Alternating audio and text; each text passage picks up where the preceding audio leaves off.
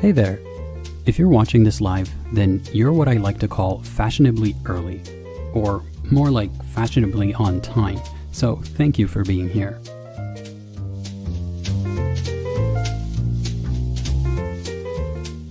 If you're not watching this live, feel free to skip a minute or so ahead.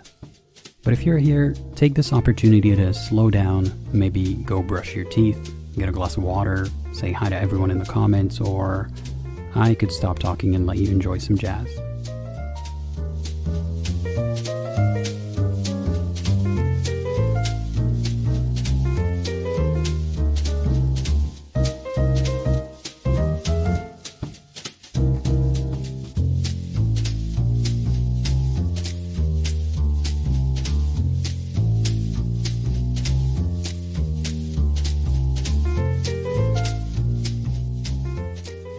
You still here? Good. I'm just checking.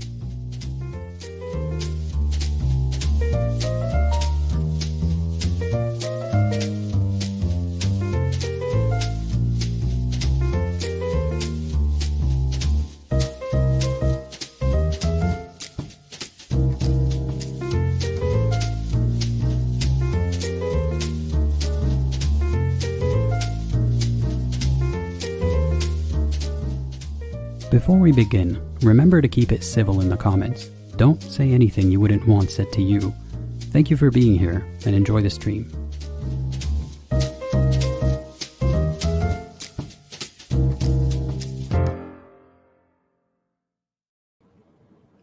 Hello, ladies and gentlemen, or I should say ladies, but the gentlemen are going to be here anyway. My name is Apostate Aladdin, or Apostate Aladdin. The reason why I wanted to do this stream is, more like the inspiration for it.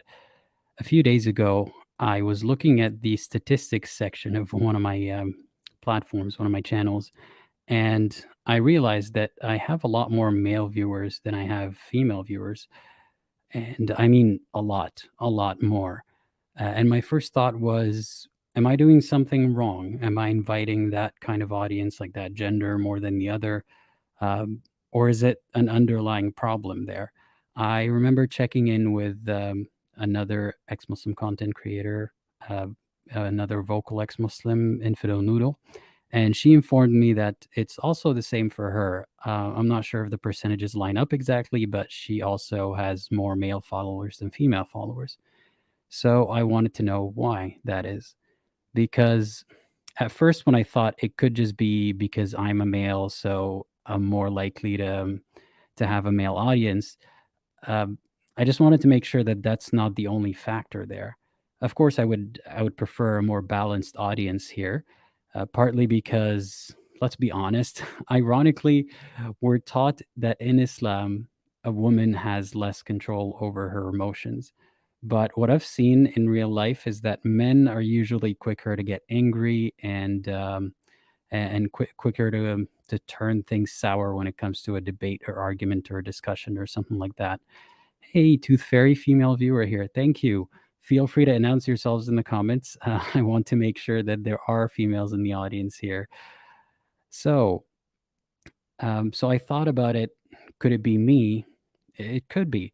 But since it seems more like a systematic problem, I wanted to know what is causing it. And obviously, we can all speculate that it has to do with women not feeling safe, for example. And when I asked this question somewhere, I was given a lot of answers, and a lot of them by men who said something along the same lines. But that is my speculation, and that is theirs.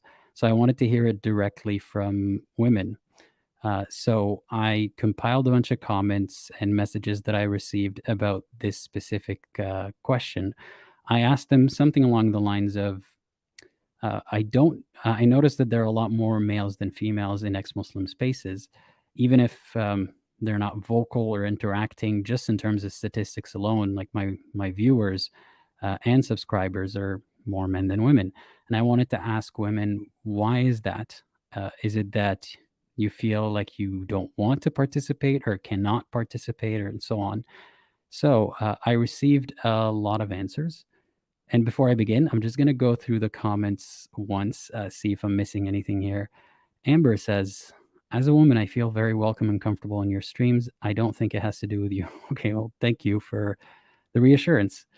Honestly, if it was something about me, I still asked for feedback about that, and it's something I could work on.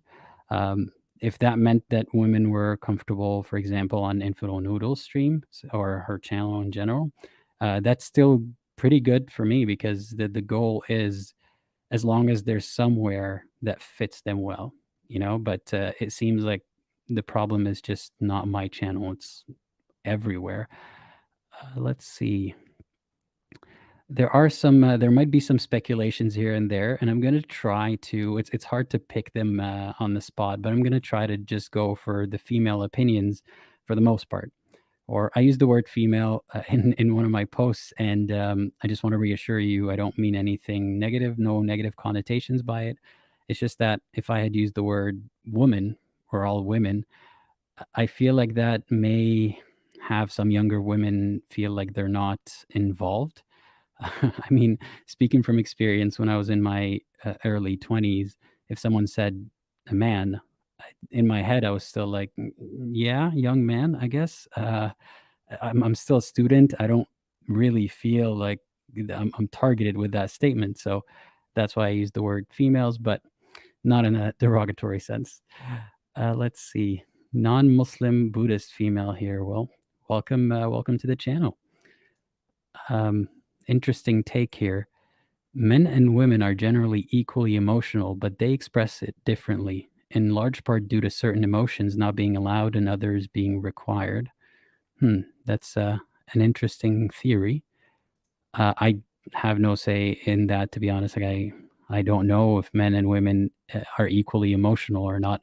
What I do know is the result is, be it because of the way society is structured or not, men are usually more expressive of anger and frustration, and they cause a lot of the crime in this world, which is ironic because there's a hadith. I really didn't have time to prepare, but there are multiple hadiths about how women are the inhabitants of hell, or at least in numbers, there are a lot more than men, because they bicker and gossip or something like that, and they backbiting, as it's called. But not the men, though. Not the killing, not the crimes, not the anger, not the abuse, none of that. Um, anyway, I'll talk more in depth about some of these issues in the future. Let's see. This is very dismissive, but it's coming from a man. I'm not sure if it's a Muslim or ex-Muslim, but it's worth putting on blast in a sense. LMAO, maybe the majority of them just have nothing to add other than Islam being abusive to them, which we already know. So if you're an ex-Muslim, um, you're a terrible ally, because what are you trying to achieve with this comment? First of all, you've belittled women by saying they have nothing to add, as if a woman couldn't be sitting here and doing exactly what I'm doing. I mean, in terms of not if she's allowed to or able to. I mean, intellectually, she can, and they do. Women already are making a lot more progress for women than men have ever tried to interject and help with. And and the way that you're dismissive of Islam is abusive to them, which we already know. I don't know if you're a Muslim, you're just accepting it, and if you're an ex-Muslim, you're just like, yeah, that's old news. It seems like you're not really thinking about the gravity of it. It's just another talking point to you, and that's something that I want to touch on. Don't use women's issues. I see that sometimes, especially by people who are never Muslims, or people who are just infiltrating these spaces just to, I don't know, cause some drama or crap on Muslims or whatever it may be. Don't use women's issues as some kind of ammunition, as some kind of tool. So that's all I gotta tell you, and stop taking time away from women. Not sure why you care so much, Aladdin. Seriously. My question would be, why do you not care so much? I mean, how would you feel? I'm not sure, again, if you're a Muslim or ex-Muslim, but if you're ex-Muslim, how would you feel if, which is the reality, a lot of people don't care about your situation or your cause? You wouldn't like that. If you're a Muslim, how would you feel that the world doesn't care about you? I mean, the way that you see it, you're oppressed. Do you not care? I mean, you should have some empathy for other people, even if it's not you who's being harmed. And yeah, I just want to give a shout out to Qamar. She has a TikTok channel. She just recently started making some videos, and that's a she. Did you hear? That's a she who's contributing. Anyway, I won't give that guy more attention, but let's see if there are any women who have anything to add. I thought he was in his early 20s. I'm not telling you my age, but it's not early 20s. Oh, and let me remind you of something. Infidel Noodle is the one of many people who helped me get a platform. And offline, off of YouTube and TikTok, she's given me a lot of advice, especially about how to deal with hate, which is something we're going to get to later in this stream, because she's received a disproportionately large amount of hate. I mean, I've received a lot, but it's nothing compared to the amount that she received. And it was kind of, in a sense, there was a little bit of a silver lining, which I'm sure she probably wouldn't want that trade-off, but she was noticed a lot more because it's less common for ex-Muslim women to be vocal, and that's why she garnered a lot of attention, and a lot of it, unfortunately, was negative. And she helped me out. So it's ironic that you say that you don't see ex-Muslim women doing this stuff when I owe her and a lot of other people, whatever little success I have so far. Anyway, as an ex-Muslim woman, I don't trust Muslim men to know that fact about me. Interesting. Can you elaborate a little more? I'm reading some of the comments here, and then I'm gonna get to the so-called testimonies, I guess, or comment. I don't know why I said so-called testimonies or comments that I had already screenshot in a minute.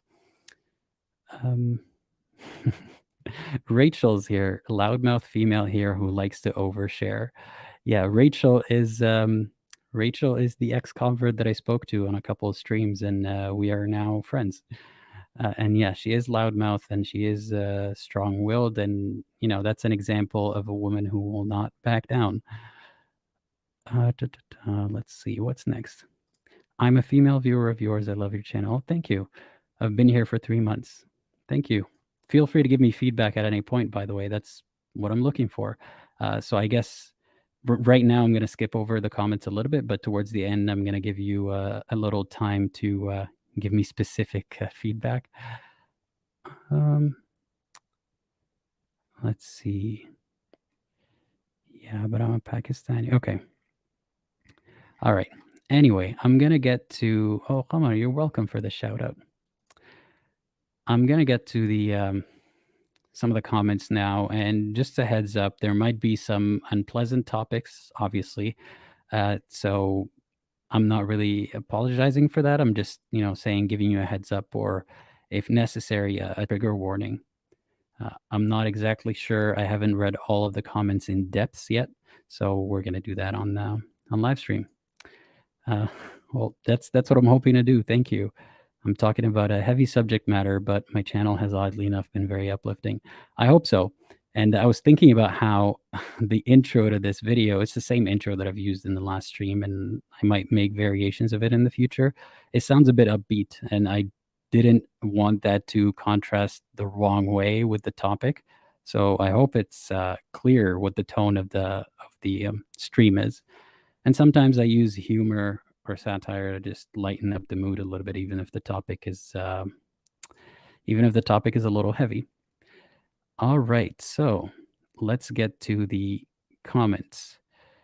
Let me know if you can read this well enough. I'm guessing you can. All right, so one woman answered, "It could be because women are more at risk of violence from Muslim men. How many stories have you heard about women being killed, sexually assaulted, beaten, or otherwise harmed because they decided to leave Islam or weren't acting in accordance to the Quran? I personally know if my father ever found out I wasn't Muslim anymore, he would physically harm me." I'm really sorry to hear that. Obviously, I'm not saying ex-Muslim men are never victims of violence, but it's a much bigger worry for ex-Muslim women. Harder to be outspoken when the threat of violence is very real for you. I can attest to instances where when this happens, especially in a lot of Muslim majority countries, it is swept under the rug by the authorities because it's up to the man of the household or the family matters to be handled, internally. And it's unfortunate. It's unfortunate that we even see that in secular countries where they just let the families handle it. Going back to the comment, I said I completely understand that. I'm wondering why their numbers are lower in viewership as well, not just being vocal. Because I'm wondering if you don't want to comment, that is understandable. But I'm wondering if you're not watching at all. And she responded, Muslim families being more controlling of women, maybe. One of my ex-Muslim friends has her internet activity regularly monitored by her parents, while the rest of her family is free to do whatever. Yeah, that is really unfortunate to hear. And some people have been giving tips on if you think it's really necessary and helpful for you to view ex-Muslim content or to look something up that you think might get you in trouble, even though it shouldn't. Try to cover your tracks, basically. I think that the mode is called incognito mode on Google Chrome and other browsers as well, a private mode where you can just go in and it won't save your history or anything like that for the time being. So that way you can look up stuff. And I know that is also a mode on YouTube, I believe, where you can, if you have the YouTube app, you can turn on, don't quote me on that one, but there might be a way to do it. And you could also create throwaway accounts that don't link to you in any way. You don't use the same email as your personal email, none of that stuff. But at the end of the day, if the risk is too big, it might just be worth either trying to find a way out of the situation you're in, if it's that desperate, or just hanging in there till you can be in a better situation with a little more freedom. But please take care and cover your steps. I noticed a comment here saying, I'm a female ex-Muslim and I have been contemplating making ex-Muslim content for a while now, but yeah, it's honestly scary to put yourself out there. I tell people when I keep getting asked that question, I want to start a channel or I want to be more vocal, even if it's not on YouTube. Uh, what tips would you give me or something along those lines? Honestly, I'm still stumbling my way through. I'm not really someone to ask for, definitive advice, but I would say think about it very well. Don't do it impulsively. I have made some impulsive decisions as Aladdin. Uh, I don't know if I'd say I regret them because I am where I am right now and I can only go forward from here. But you shouldn't rush into it. Weigh the advantages and disadvantages first. Try to figure out what is the purpose of you making that content or being vocal in general.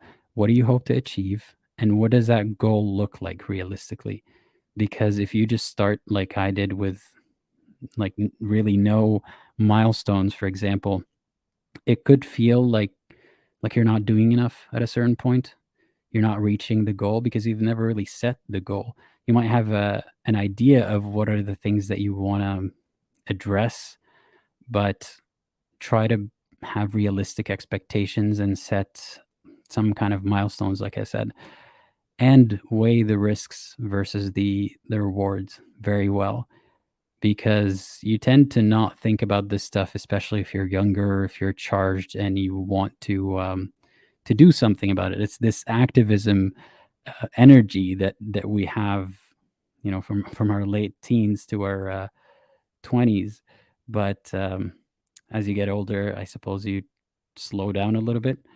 So make sure it's safe before you do anything, and plan for the worst, unfortunately.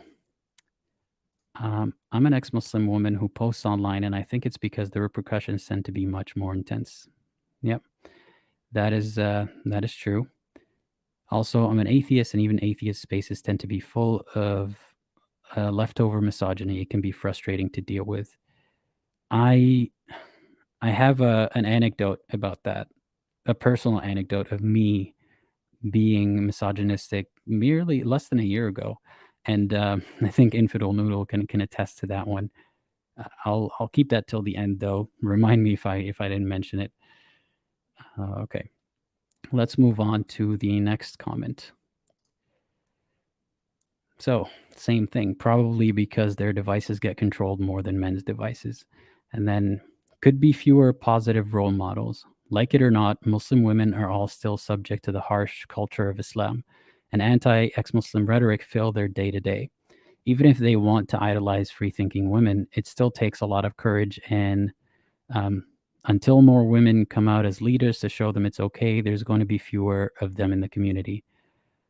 I suppose I kind of agree, and but also the reason why that is because of the hardships that they face. So that is where I think our part comes in as people who are able to do something about it to help in some ways, and that's why I'm asking for feedback. How can we help? And sorry, there's somebody in the comments who's being a little belligerent, so please, fix your tone. As I was saying, yeah, the reason why there aren't more positive role models is because of the consequences that they face, but they do exist. Everybody keeps asking me about Infidel Noodle. She is just taking a break. I believe she's busy with some other stuff, but she will be back. Don't you worry. And I'm doing my part. I hope to bring more of those women out and give them some a platform. There is a guest. I don't want to give away too much yet because nothing has been set yet, but there is a guest with a very interesting story and a very difficult story that I will be talking to. She's a woman. I'll be talking to her next year, as in 2022.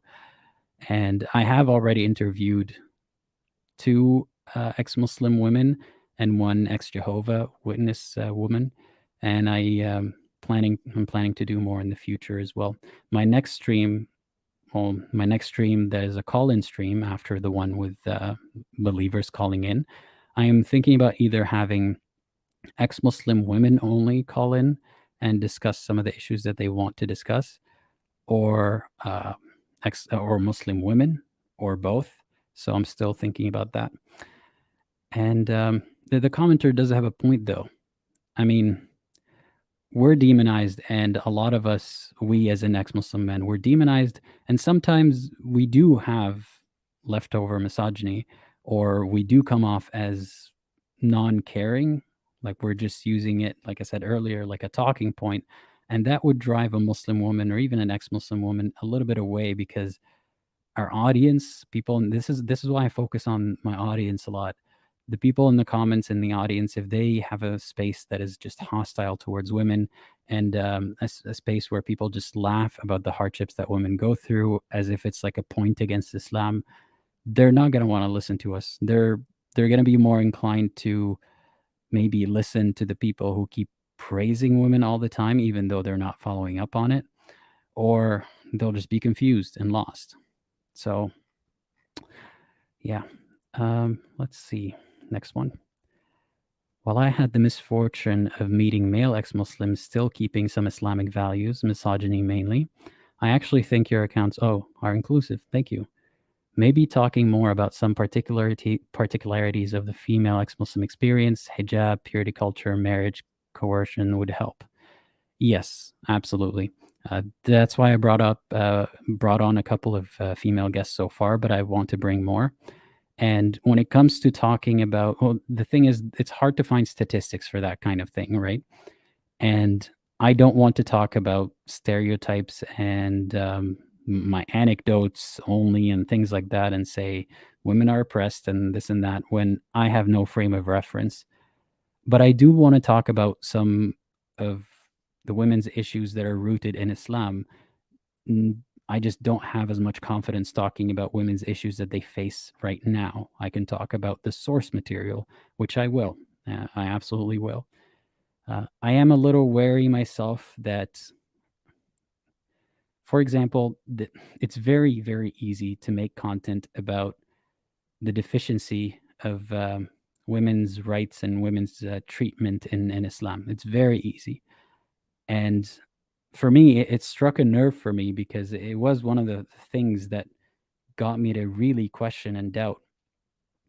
So I do want to make content about that for personal reasons, which is the topic does matter to me and interest me.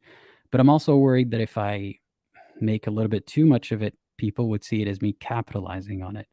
And I've received that comment not too often, but I've received it a few times from either Muslim or a couple of times ex-Muslim women who said, "I feel like you're just using us," and I don't want that to be the case.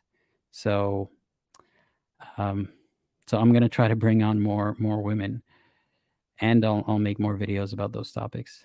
Is um, is everyone seeing me and hearing me okay? I have a feeling the network is cutting in and out. If it is, I will be back in one moment, but if it isn't, please let me know. All right. Nothing yet. Okay, I'll take a comment. I'm an ex-Muslim woman, and I've been subjugated and demonized.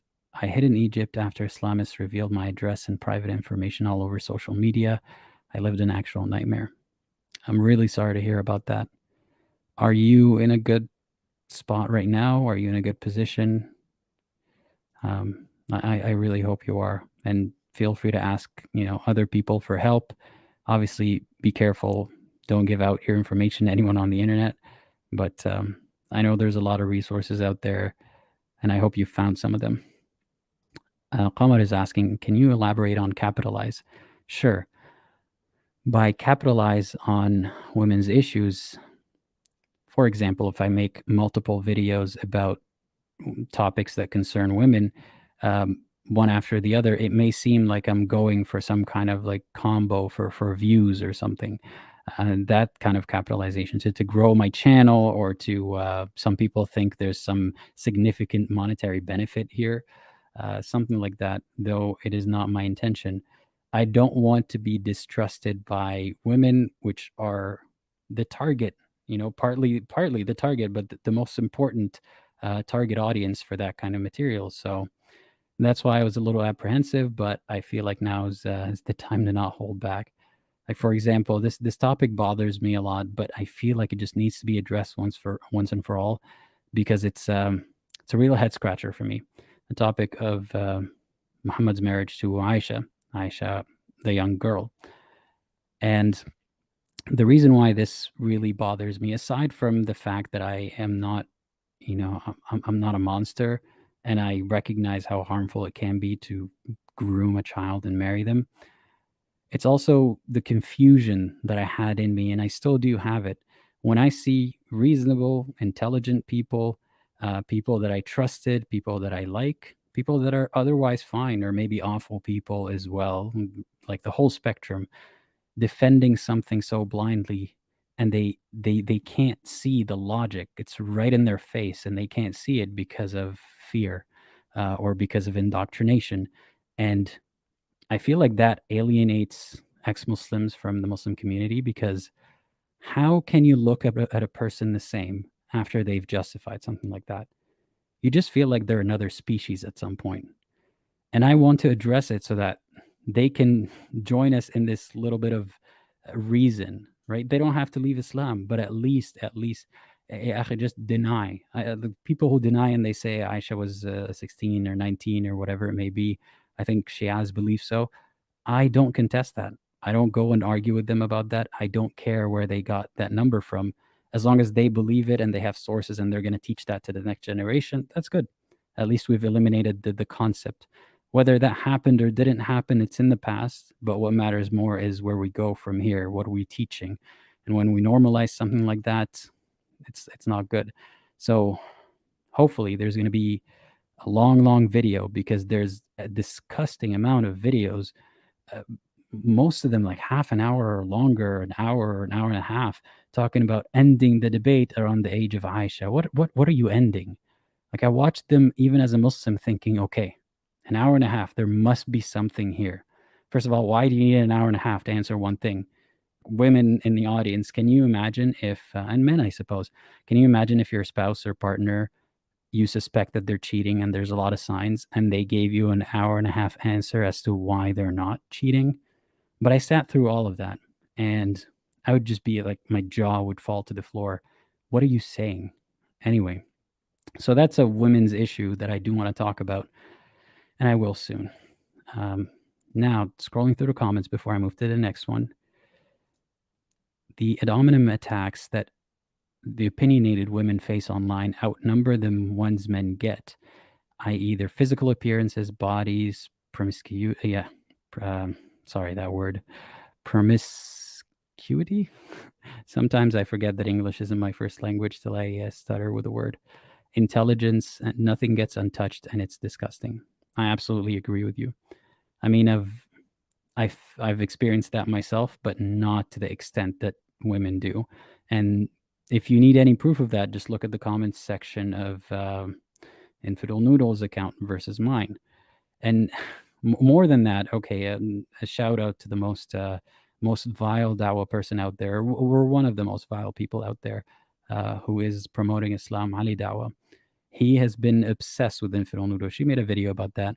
He made like 16 TikToks about her, not even addressing anything she said in any video of hers, just, just poking at her and being like, chicken soup noodle, whatever, and saying stuff about like her relationship or her family. And yeah, the obsession, it's disgusting and it's creepy. And I understand why women wouldn't want to subject themselves to that. Subject themselves feels like it's their fault. Wouldn't want to be subjected to that. Okay, and one more comment before I move on. Why are women and men held to different standards like this? I see it all the time, but for some reason I still can't put my finger on it. Well, if I knew the answer to that, we would solve sexism. All right, next comments. In this sub, I feel very comfortable talking. I feel like all the ex-Muslim men here are understanding, civil, and supportive. Excuse me. That may not be true, but I'm glad that she feels that way. But certain female ex-Muslim YouTubers' comment sections are filled with disgusting men who sexualize ex-Muslim women or leave strange and unrelated comments under their videos. That's exactly what I was talking about. That have nothing to do with the topics in the video. It makes me feel so uncomfortable that I don't even bother commenting. A prime example of such comments sections would be those of Nuria Khan. I used to watch her videos pretty often and always used to see comments like, wow, you're so beautiful and talented. I'm so glad you left Islam, or you're so attractive.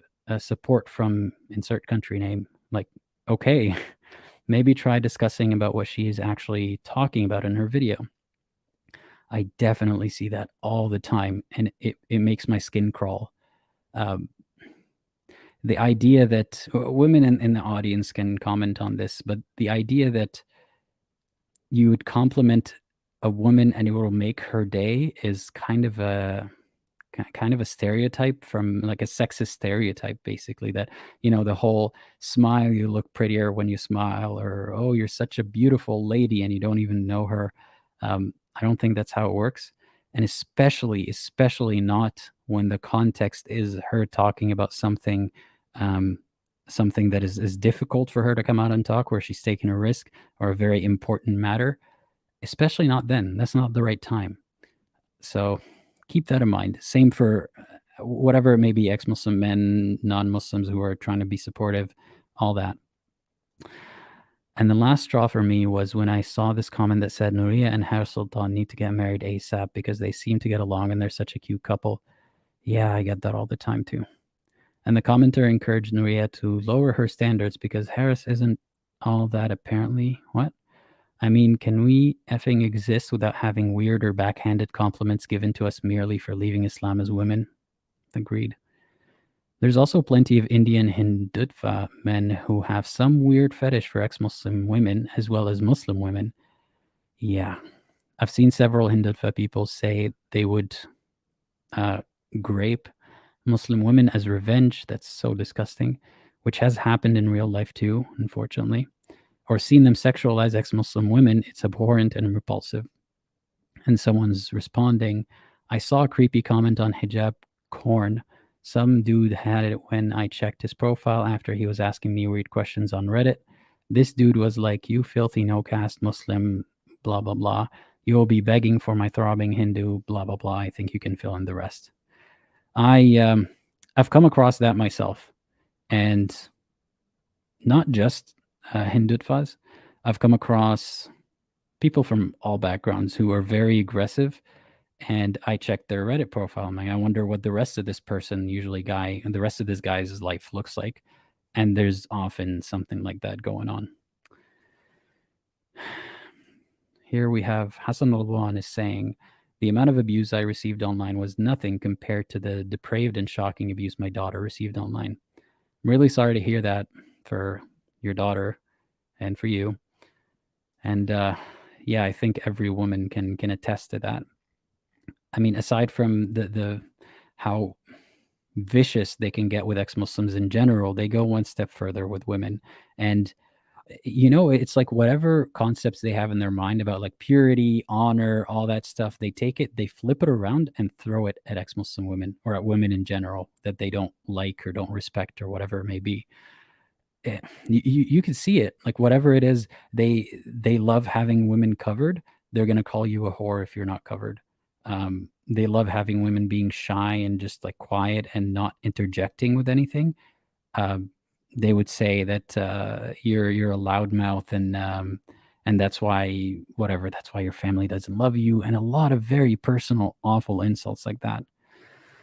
All right, next comment. Most Hindutva ones simp for ex-Muslim women. They see ex-Muslims the way Islamists look at white female converts. Okay, I had never compared those two things that way, but that definitely makes a lot of sense. I find the fetish from both sides nasty, since some of these people refuse to see women as human beings and just see them as desirable sexual objects. Yeah, I think they put it as well as I would have. Someone else is saying, I think it's safety concerns, including online. Maybe this is a silly idea, but if there were occasional questions towards women so that we can see how our worldviews have changed since leaving Islam, whether drastically or not much. For example, question for ex-Muslim women, what are your thoughts on hijab now? That sort of thing, or views on marriage, etc. That's a very good point. Ex-Muslim women, how have your views changed? I want to take some comments about that, so I'll give you a few minutes to come up with these comments. What has changed for you? And I'll do another stream where I actually get you, whoever wants to participate, to talk on stream. You can turn off the camera if you'd like, and tell me what has changed in your worldview since leaving Islam. There's a lot of different stories about that. There's women who were under the spell, who felt like they had to do whatever Islam commanded, whatever the men in their life commanded through Islam. And once they left Islam, they felt lost. And some of them, once they left Islam, they felt free. And some felt like they had to leave Islam the whole time. And when they did it, it was just natural. So it would be nice to get their perspective on all that. Let's see some of the comments here.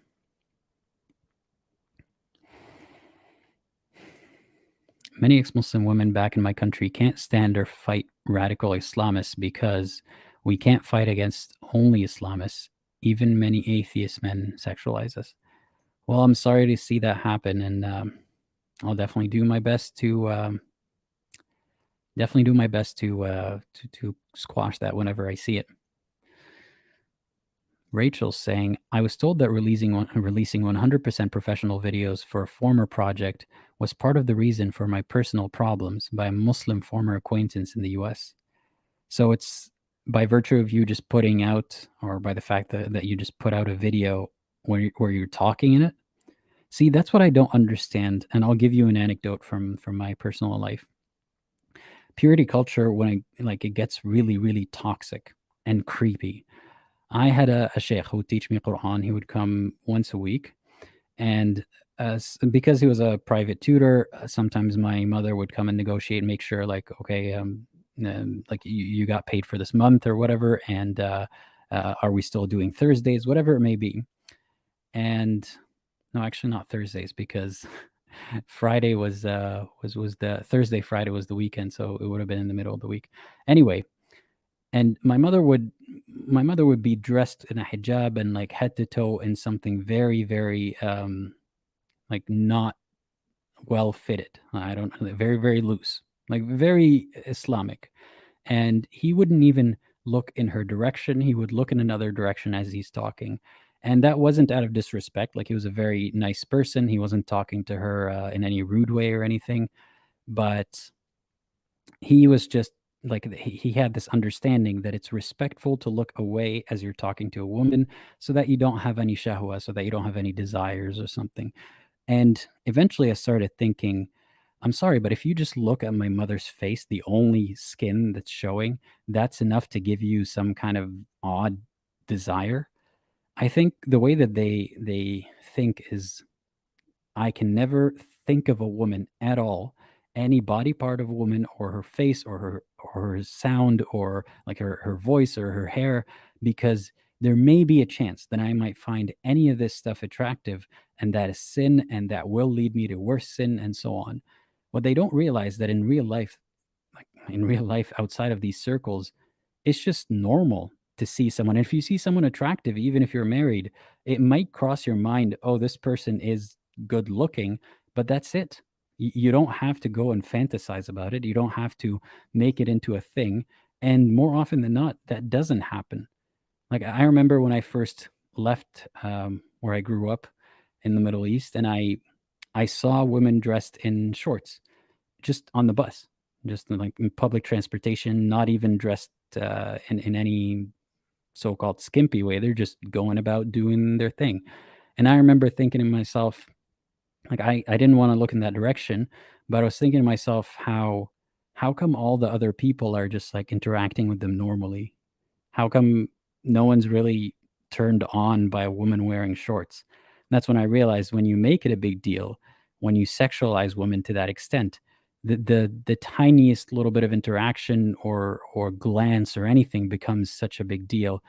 And that's why, one of the reasons why men have a more difficult time in those areas, aside from bad education and no consequences, that they misinterpret this normal, natural acknowledgement that this is a woman with hair as, oh my God, that is attractive. I have been deprived from this for a long, long time. What do I do? And they panic, and either it goes very wrong, or they're just, they go back to depriving themselves from even looking at a woman's face. So yeah, sorry, that was a bit of a tangent. Dolly's saying, I started loving myself and I'm in the healing process. I'm very happy to hear that. Yeah, and they say the Westerners are sexual and haram obsessed, when in fact it's them. The West, we know it's natural and normal, and we understand respect and consent. I would say so. Okay, so Truth and Knowledge says, actually, in real life, oftentimes female faces is an attractive feature to most males. It's basic male psychology. But here's what I'm trying to explain. So what if a woman is attractive? Like, so what? What you're trying to do, or what Islam is trying to do or teach, is that you should block the attractiveness. And I'm not talking about private parts. I'm just talking about a woman's face and hair, just something normal. Just like, hey, I could be an attractive person, but I don't need to cover my face and hair as a man, right? And that's a whole other problem, right? Why do women have to do it but not men? But that's another discussion. So what if someone is attractive? If you censor people interacting to that extent, it will happen. And all this confusion around what to do, or around the semi-attractive person, even, or around acknowledging that someone has a face and it's not, very unattractive to you. This confusion results in you panicking, and then your mind goes in weird places. But when you live in a society where women are treated more close enough to men, where at least in the way that they dress, in many ways, they don't have to cover up that way, like cover up their face and hair. It becomes normal. You don't get any sexual urges when you see an attractive woman. At least you don't get any sexual urges that cause you to go down a rabbit hole of fantasies, or to commit sin or anything like that. You just acknowledge that there's an attractive person and you move on. And at, at this point, it's not even about attractive people, and it's not an excuse for harassment. No, But it's that the threshold, and this is just my personal theory, when you are deprived from even seeing and acknowledging women and being around them, the threshold for um, the threshold for what is attractive is extremely low. So it becomes any woman is attractive because it's merely about the idea of the woman. That's just my opinion on it. Or I can give you my male perspective. Sometimes it's the mystery of the covering up. I wonder what's under there, and the mind fills it with some kind of ideal version. It's more alluring than just seeing a woman. So I think it's counterproductive, and we can see that today. But anyway, enough about me and my tangents. Let's get to the next comment. This woman is saying, "We exist. I do agree with other users that men have more of an opportunity to leave Islam than women do, but there are plenty of us. I listen to ex-Muslim men because I'm interested to hear what they have to say and feel that their experiences with Islam is as important as mine. I don't feel that ex-Muslim men consciously reciprocate this feeling." She's not wrong. I mean, we had one in the comments. Um, let's see. "I find that in most spaces, a healthy mix of both sexes is what works best most of the time." I agree. So far in my life, I've only come across one ex-Muslim space, online or offline, that was 50-50 in terms of the number of male and female members. Where is that? Well, I guess don't tell us now because it might get raided. Um, it was good. I'm glad it was. "I found that ex-Muslim men talk about Islam differently than the way ex-Muslim women do.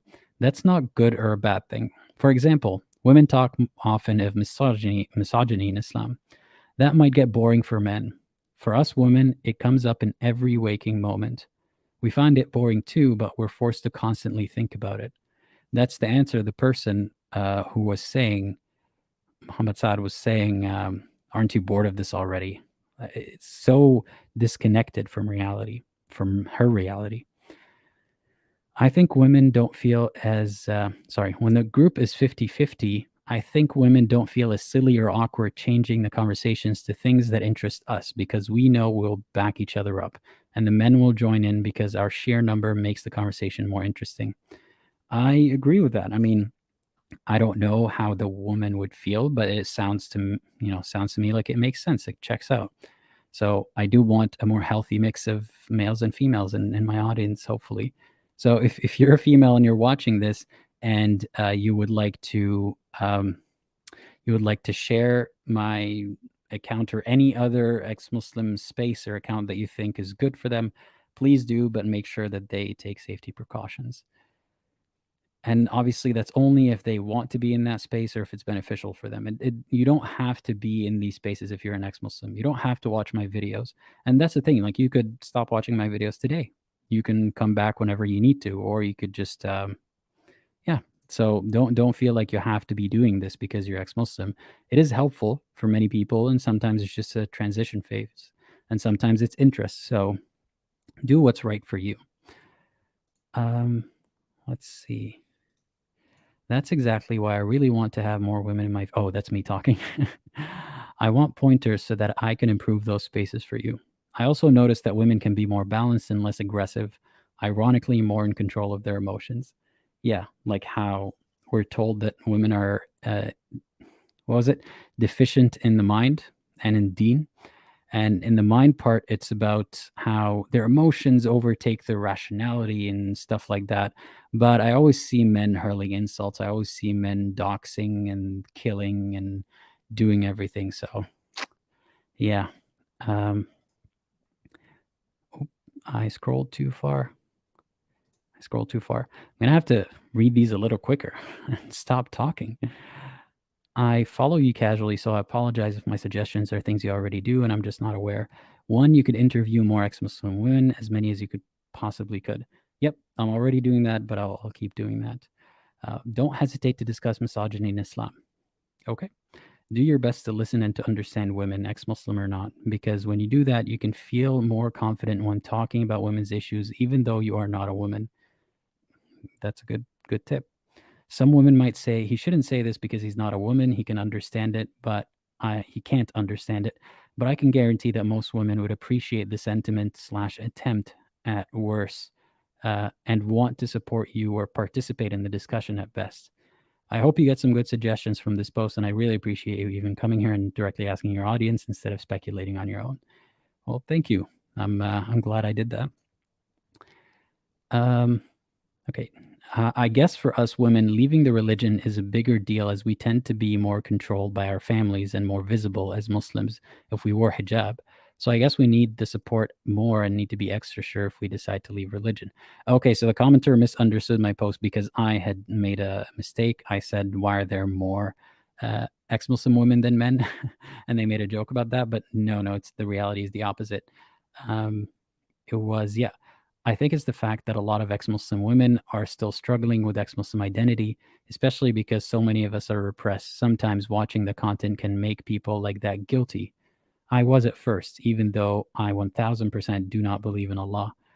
I'm assuming that a lot of women watching your content are not using an official YouTube account. I'm not. I worry about someone one day looking at my YouTube recommendations and seeing ex-Muslim content. That's a great point. If you have any concerns about privacy, or even if I would suggest this anyway, make a second account. They're free, and just reserve it for this kind of topic, or maybe all topics that have to do with this space, or just in general religion and discussions about that, because you want to take control of when you're exposed to this kind of content and every kind of content, to be honest. So if you're just casually scrolling through your YouTube account, you don't want to have to come across, something upsetting or something that will make you think about, could be a trigger or just a topic that you didn't necessarily want to think about today. So create a second account and use that to follow ex-Muslim content creators or whoever else you want, or whatever topic that you don't want to be constantly exposed to. So yeah, and be careful. Don't use your actual information. And I just wanted to say I did feel that guilt as well, but it's probably worse for this person or for women in general, maybe. The guilt of, even though you don't believe anymore and Islam is not the truth, you feel guilty watching any blasphemous content, for example, or people being so confidently dismissive of this religion. And at first there might be guilt because that's the instilled fear in us. That's not you thinking about it rationally. That's just what you're programmed to since you were a child. But it might take you some time. It might be easy, and you'll get over it eventually. I gave an example accidentally the other day. I was one of my other streams. I was reading a verse and I was skimming over a part that didn't really matter, and I said blah blah blah, and someone jokingly said, "You can't do that. You have to read the verse. That's haram," or something like that. And I think that was a great demonstrator that just mindlessly, this stuff doesn't really scare me anymore. It doesn't hold that place of holiness, like outside of this world, that this is a special case. This is an exception that I have to be extra careful. No, it's just another book to me. So give it some time. All right. Personally, I just don't want Islam-related videos in my history suggested videos. SubhanAllah, it's like I'm predicting the next one. I just don't have interest in seeing it. And also, if my family takes my phone, I don't want them to see that in my history. Reddit is the only space I give towards being ex-Muslim. Yeah, just isolate your accounts so that no one would come across it, and so that you don't come across it for no reason or at a time you didn't intend to. Maybe it's controlling parents. My father used to check my social media and almost disown me when he learned that I'm talking to a boy online. Even as a teenager, I was rational enough to know that being in a romantic relationship with a male is a lethal mistake, but I was naive and stupid enough to think men and women can be friends and the society needs to progress. So in my late teens, I joined a theory group on social media where we theorized about a fantasy novel and its sequels. My conversations with that boy were never sexual, but we used non-sexual vulgar words because we thought it was cool. Obviously, my father did not agree and thought he is my boyfriend. The things that my father did and told after that event opened my eyes to his true views regarding me and how much of a human I am in his eyes. Anything he thinks of me is more or less the same thought process of other members of his sex have. Sorry, okay. As other men, basically. I'm grateful he didn't kill me, and he couldn't because he was fighting a heart attack himself. Whatever since then, I've never had any conversations outside of work and formalities with the opposite sex. I've deleted my account 3 times in a row, and I've come with new one due to paranoia, even though I no longer stay with my family. Yeah. This is really difficult to read because, especially when I got to the last part, it's difficult enough that she has to go through all this paranoia and all these steps, but even while she lives alone, that will that goes to show you how deep this fear would run. And that's not to scare you that this will happen to everybody, but if it is happening to you, just please know it does get better. And sometimes it might not get better on its own. You would need support either by visiting spaces where you can talk to other people who are in your position, or by getting therapy if you can afford it, or if it's accessible to you and if it's safe to do so.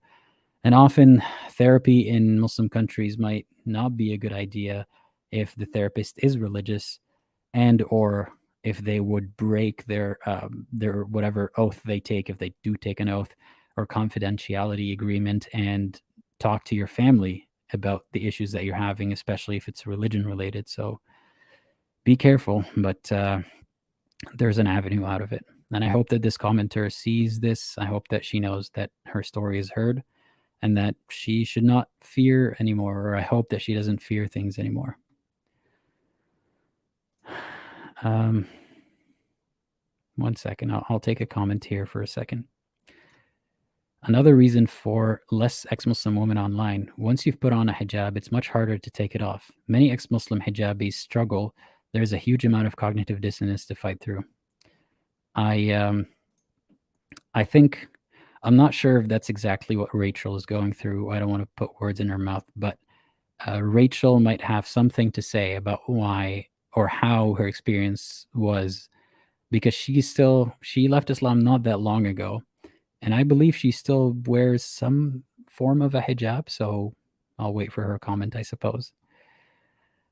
All right, I'll read the rest of the comment. It is way harder for women to be given legit jobs where I live, because the plan is to make us into prostitutes. Only through living in groups can me and my acquaintances pay the rent. Being dependent closes you off. Watching eye-opening content and learning about politics is a death sentence for women who will be monitored until they die. You cannot imagine how much information was at the tip of my fingers, but I was scared of searching for it or reading or asking about it, simply because I panicked for my safety.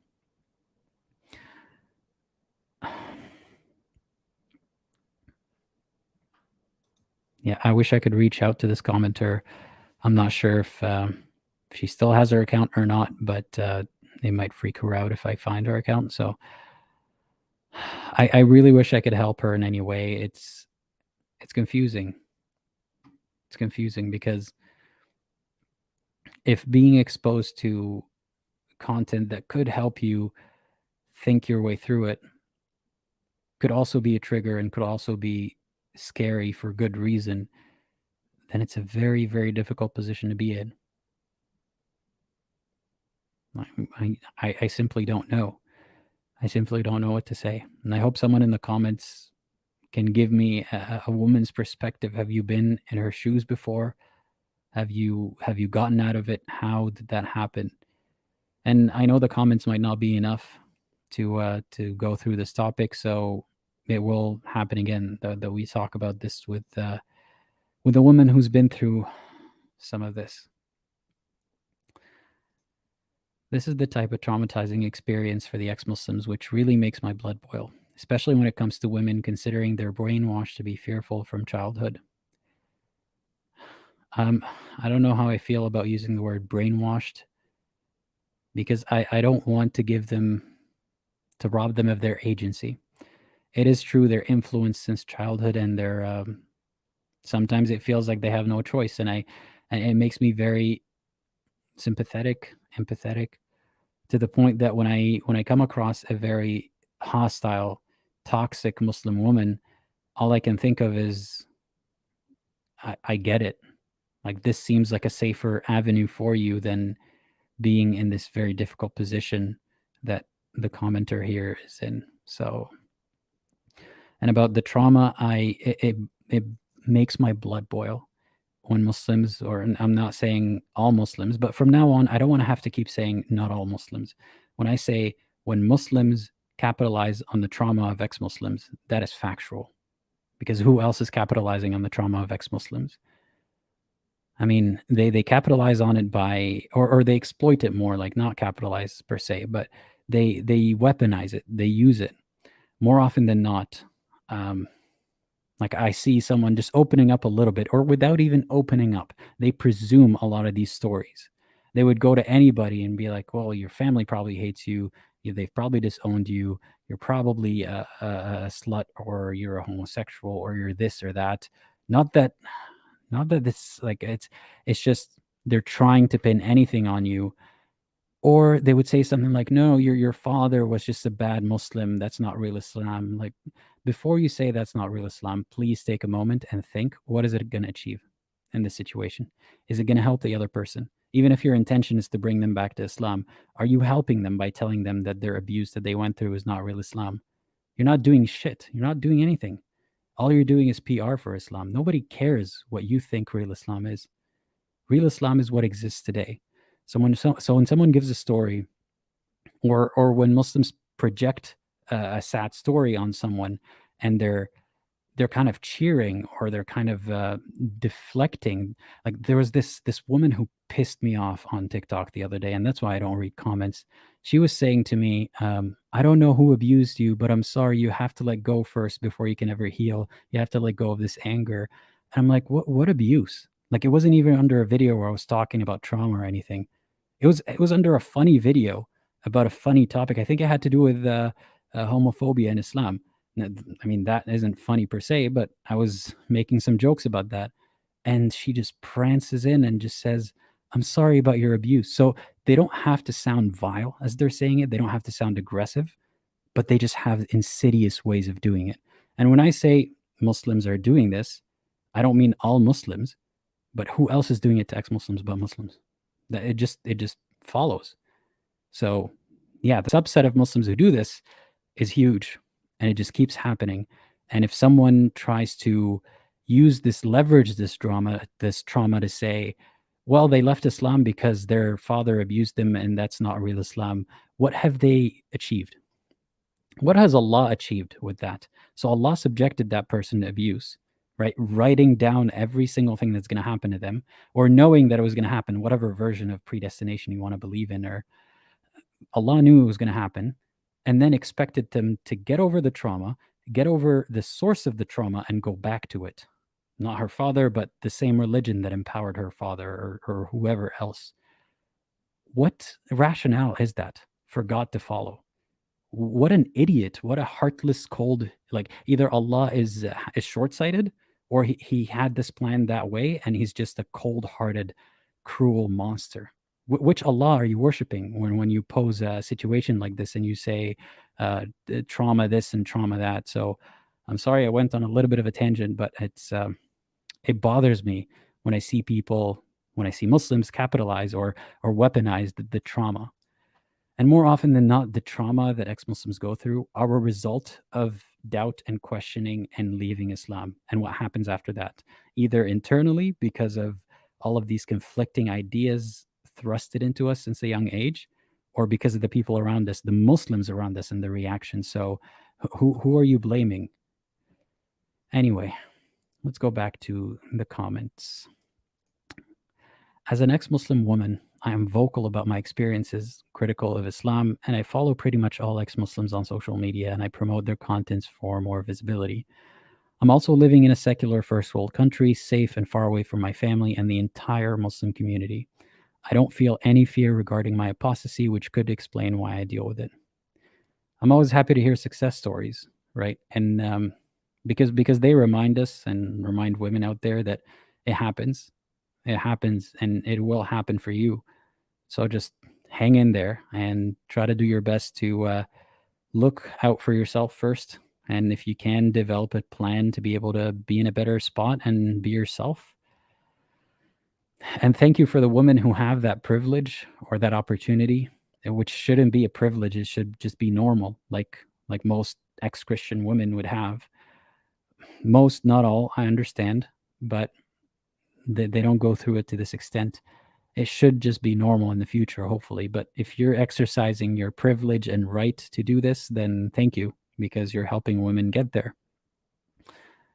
And this here caught my attention away from my family and the entire Muslim community. I don't know if this person intended that. Like, I don't know if they're happy about being away from their family and community. Sometimes they are, because they're just that abusive or that insufferable to live with. And sometimes they love their family and they want to be in their community. They just can't because of the way that their community and family views them. So here's the thing about being a vocal ex-Muslim. We're often told, okay, if you left Islam, stop talking about it, all that same repeated stuff. But what if, okay, I left Islam and I don't talk about it, and I'm in my community, I'm in my family. Am I supposed to not tell them? Okay, let's say I don't tell them, right? Or especially if it's a woman, like apply this analogy to a woman, because a Muslim woman can be spotted acting non-Muslim a lot easier than a man. But in my case, say they ask me, Yalla, let's go pray. And I say, no.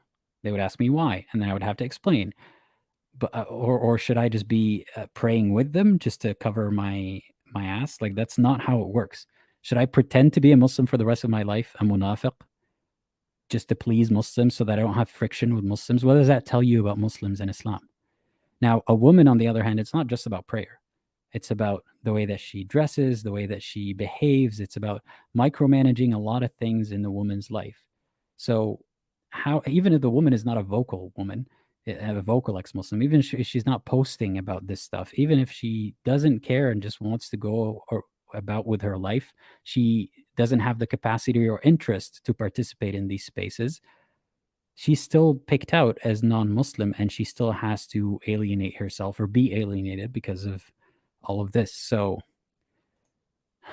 many things make ex-Muslims feel like they're not part of their communities anymore, and then they weaponize that against us again. Like, when we try to fit in other places, it's not trying to fit in, it's just being yourself somewhere else. We're accused of having always wanted to do this. The whole plan all along was to ditch your identity and your community and go somewhere else and be like the West. I'm sorry, but the West, the so-called West or secular countries, are more advanced than our home countries or our communities. They give us more rights and freedom to be ourselves, and their values happen to align more with humanitarianism than Islamic values. And now, of course, there's a lot wrong that needs to be fixed in a lot of these countries, but it's the best option out there compared to where we came from.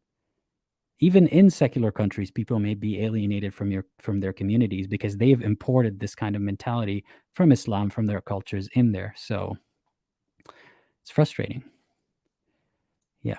A real Muslim woman must pray, cover her hair and aura, and don't speak loudly, don't dress like a whatever, as they used to tell us. And one thing I want to comment on that before I move on. Someone's saying, and I'm afraid to lose my family. I'm really sorry to hear that. It's always difficult. I don't really know what advice to give because I don't know the person's situation, but it's just difficult. I wanted to comment on this. So don't speak loudly, because there's a hadith that is sometimes misquoted or misunderstood. And again, I don't have the number, but it's very easy to find. The hadith basically says, sukutuha ridaha, or something like that. Basically means her silence is her consent.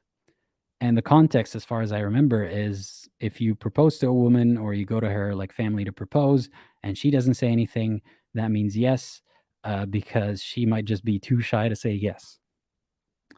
And I always found that very cringeworthy, even as a Muslim, when a woman is just like, just like sitting there, like too shy to even speak. There's nothing wrong with being shy, but when the reason behind it, and it's usually like a hijabi or a niqabi, the reason behind it is because she's been taught that her voice is aura, or that modesty, this is somehow immodest to speak louder, and modesty is good, and shyness is modesty in women, hayat, right? Those two words are kind of mashed together into hayat. And the point of the verse here, some people misquote it to say, "Oh, a woman doesn't even need to consent, and a man like could take her anytime." There's a lot more to be said about that, but even if you take it at face value, that in this specific situation she wanted to say yes, but she's too shy to say yes. Why is a woman getting married if she's too shy to say yes to the guy who's going to marry her?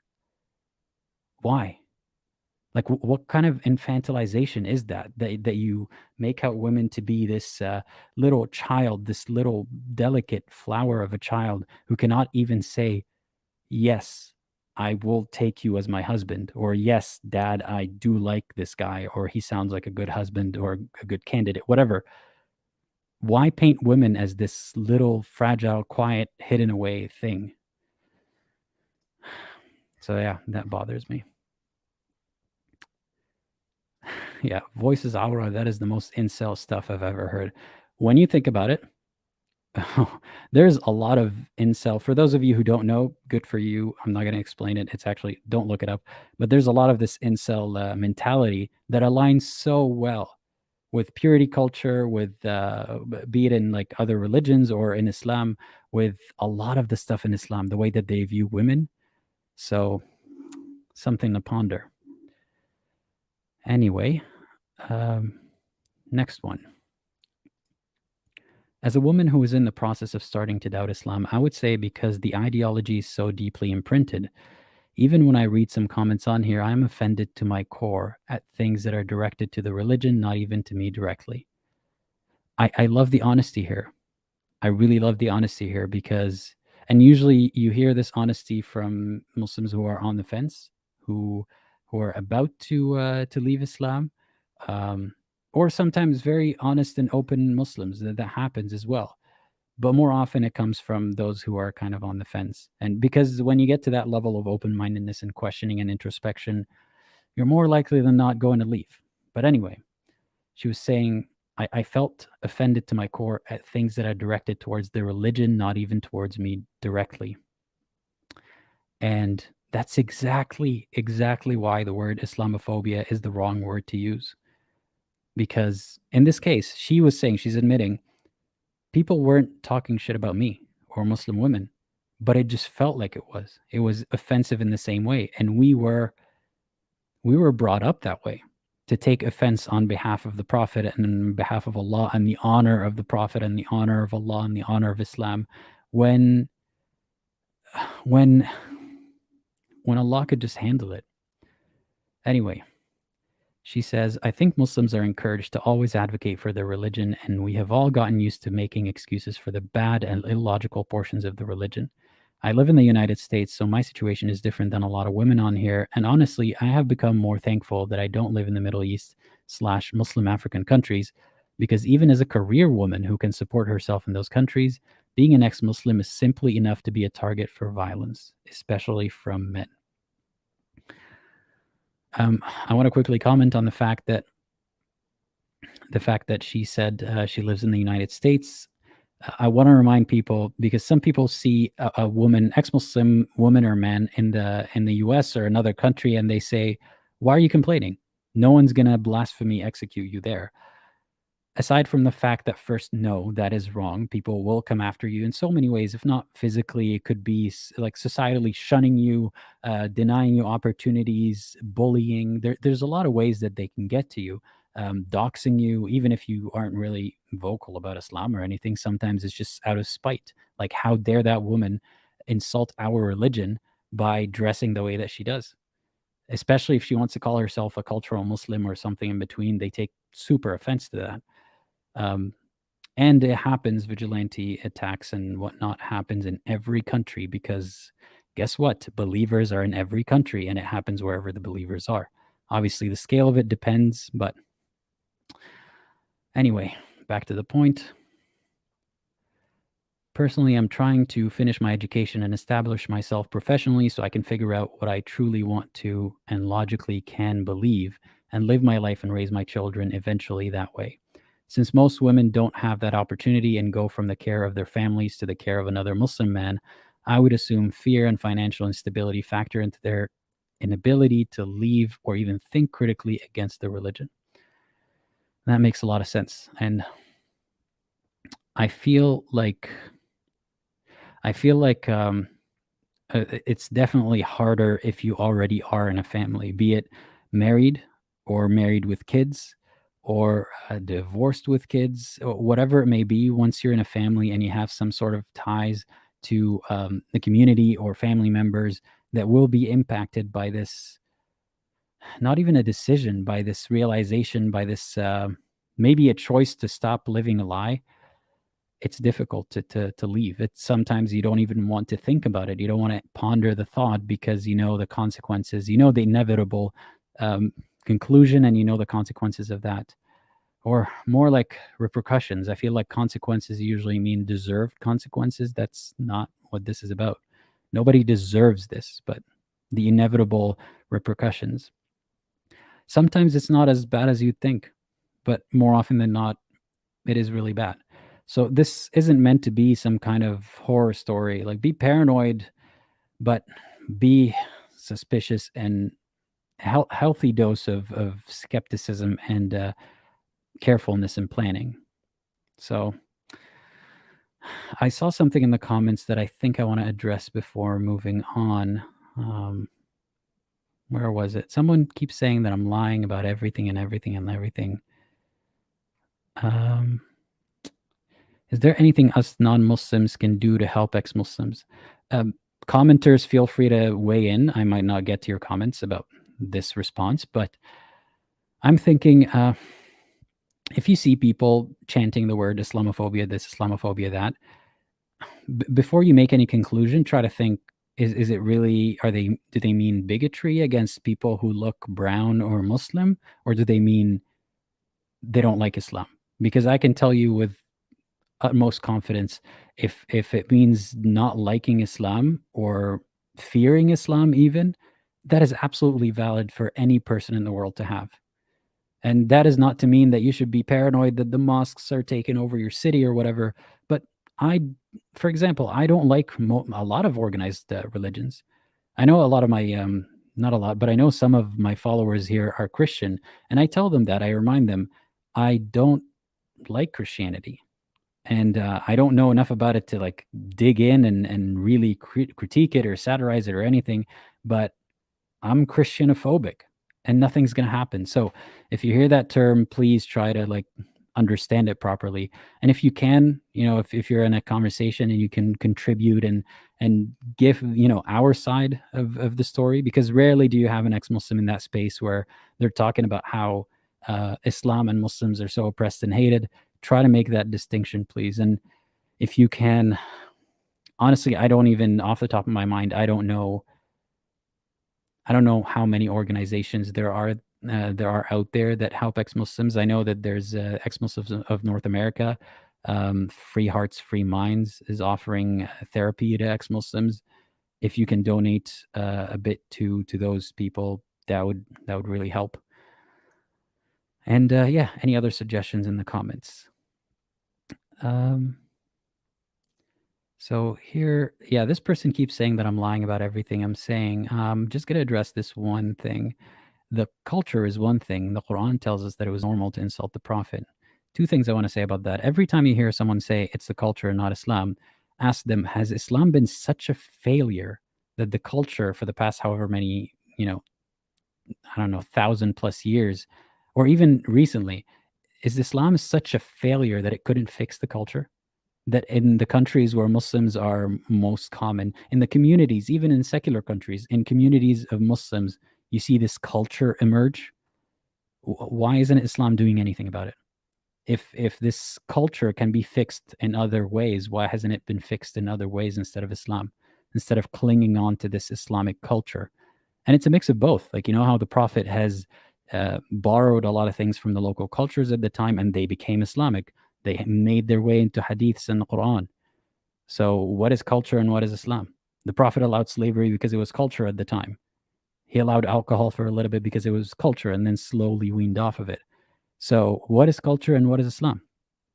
And no, it was not. There's a hadith. I mean, I don't know if you're a Quranist or not, but there's a hadith that I spoke about before where a slave woman, a man is married to a slave or not married, he has a slave, a concubine, and she gave him 1 or 2 children, I don't remember. So that was happening all under the Prophet's nose because that is halal. And apparently the woman used to insult the Prophet, but behind his back. Like, he wouldn't even hear about it, but she would just talk badly about him. Like I do. I mean, I don't do it as a point to piss off Muslims, but I don't give a shit about Prophet Muhammad. I don't give a shit about what you think of him, about his holy status. To me, he's just a man. And not only that, he's a figure that has caused so much harm. And based on whatever hadiths you take of him, he's in many ways a warlord, a slaver, slave owner, and perpetuated slavery for way longer. He married a child. There's so much wrong with that man.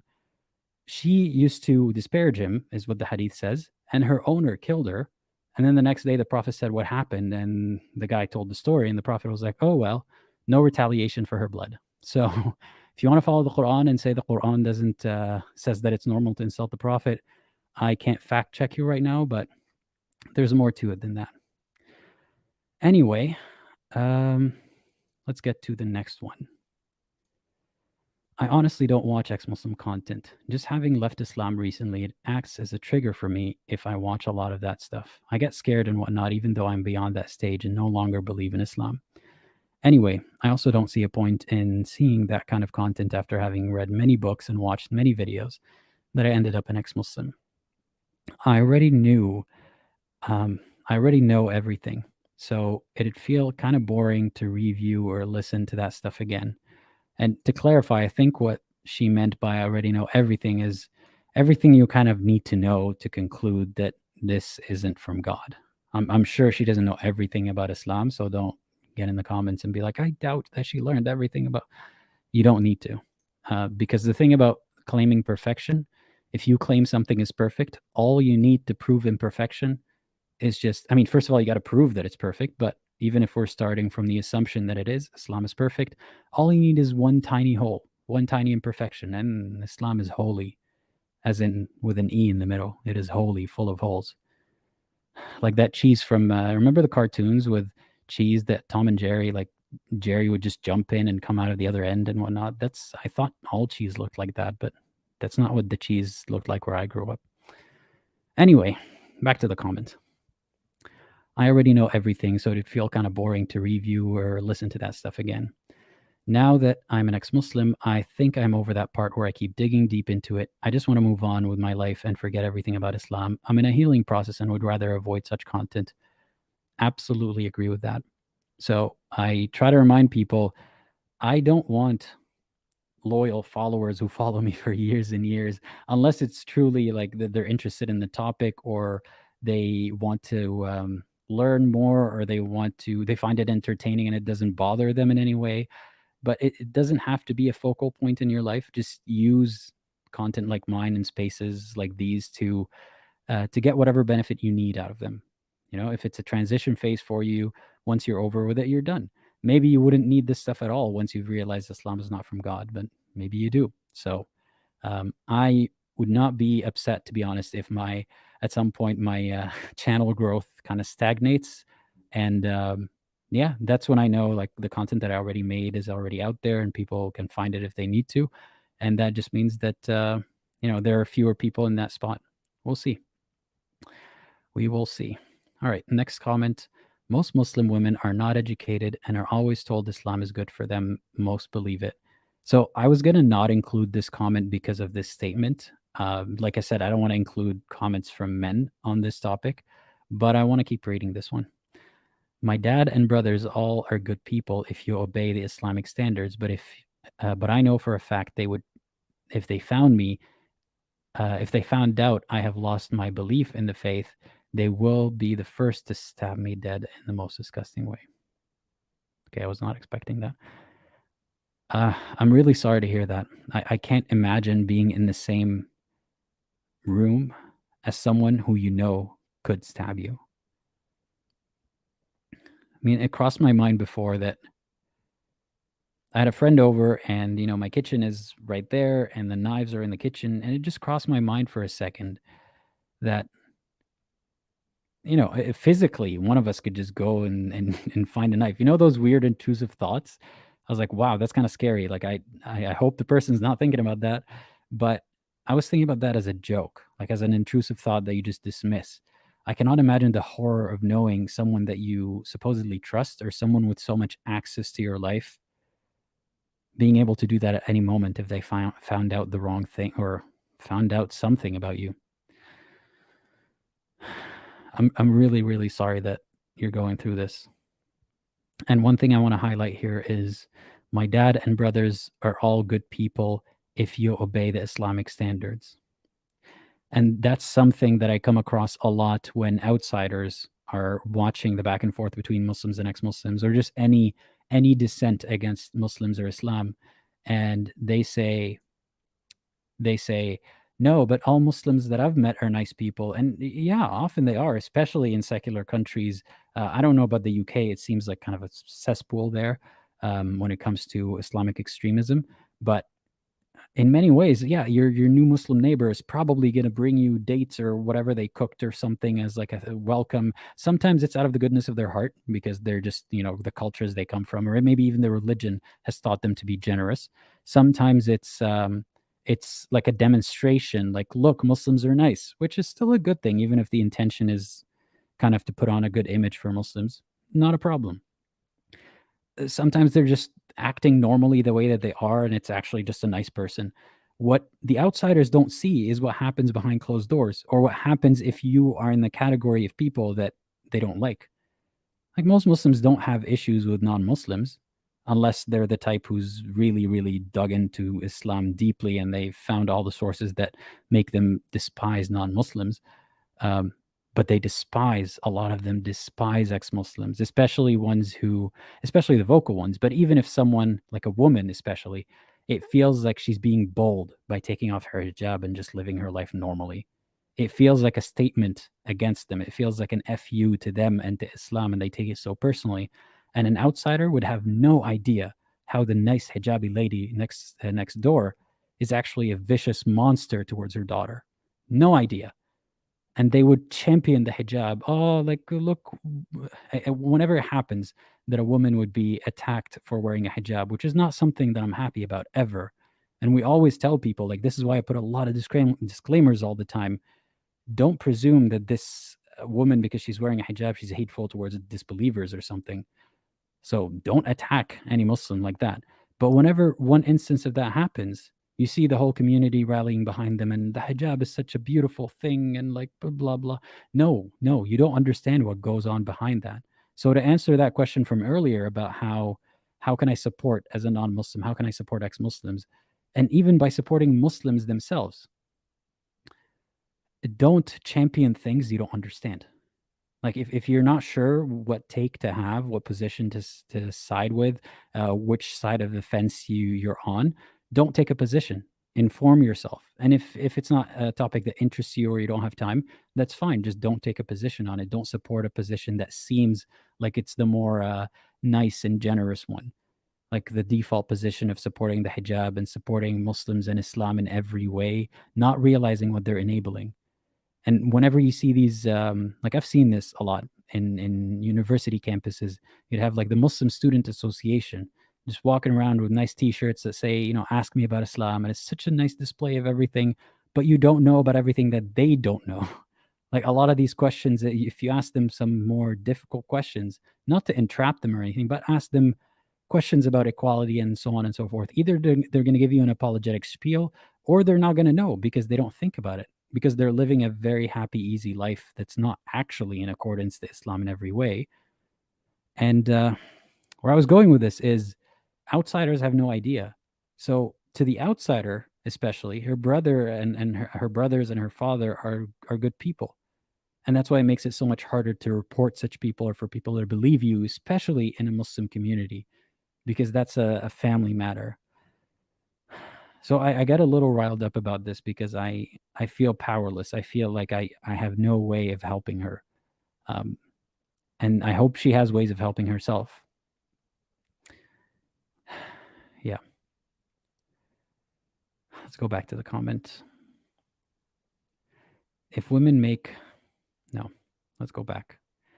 I know for a fact if they found out I have lost my belief in the faith, they will be the first to stab me dead in the most disgusting way. If women make infidel statements publicly, they will receive a lot of rape and killing threats. I'm so scared sometimes that I always delete my history watching any ex-Muslim videos. Yeah. Don't put yourself in a position of risk. It's a difficult negotiation. It's a difficult calculation to make.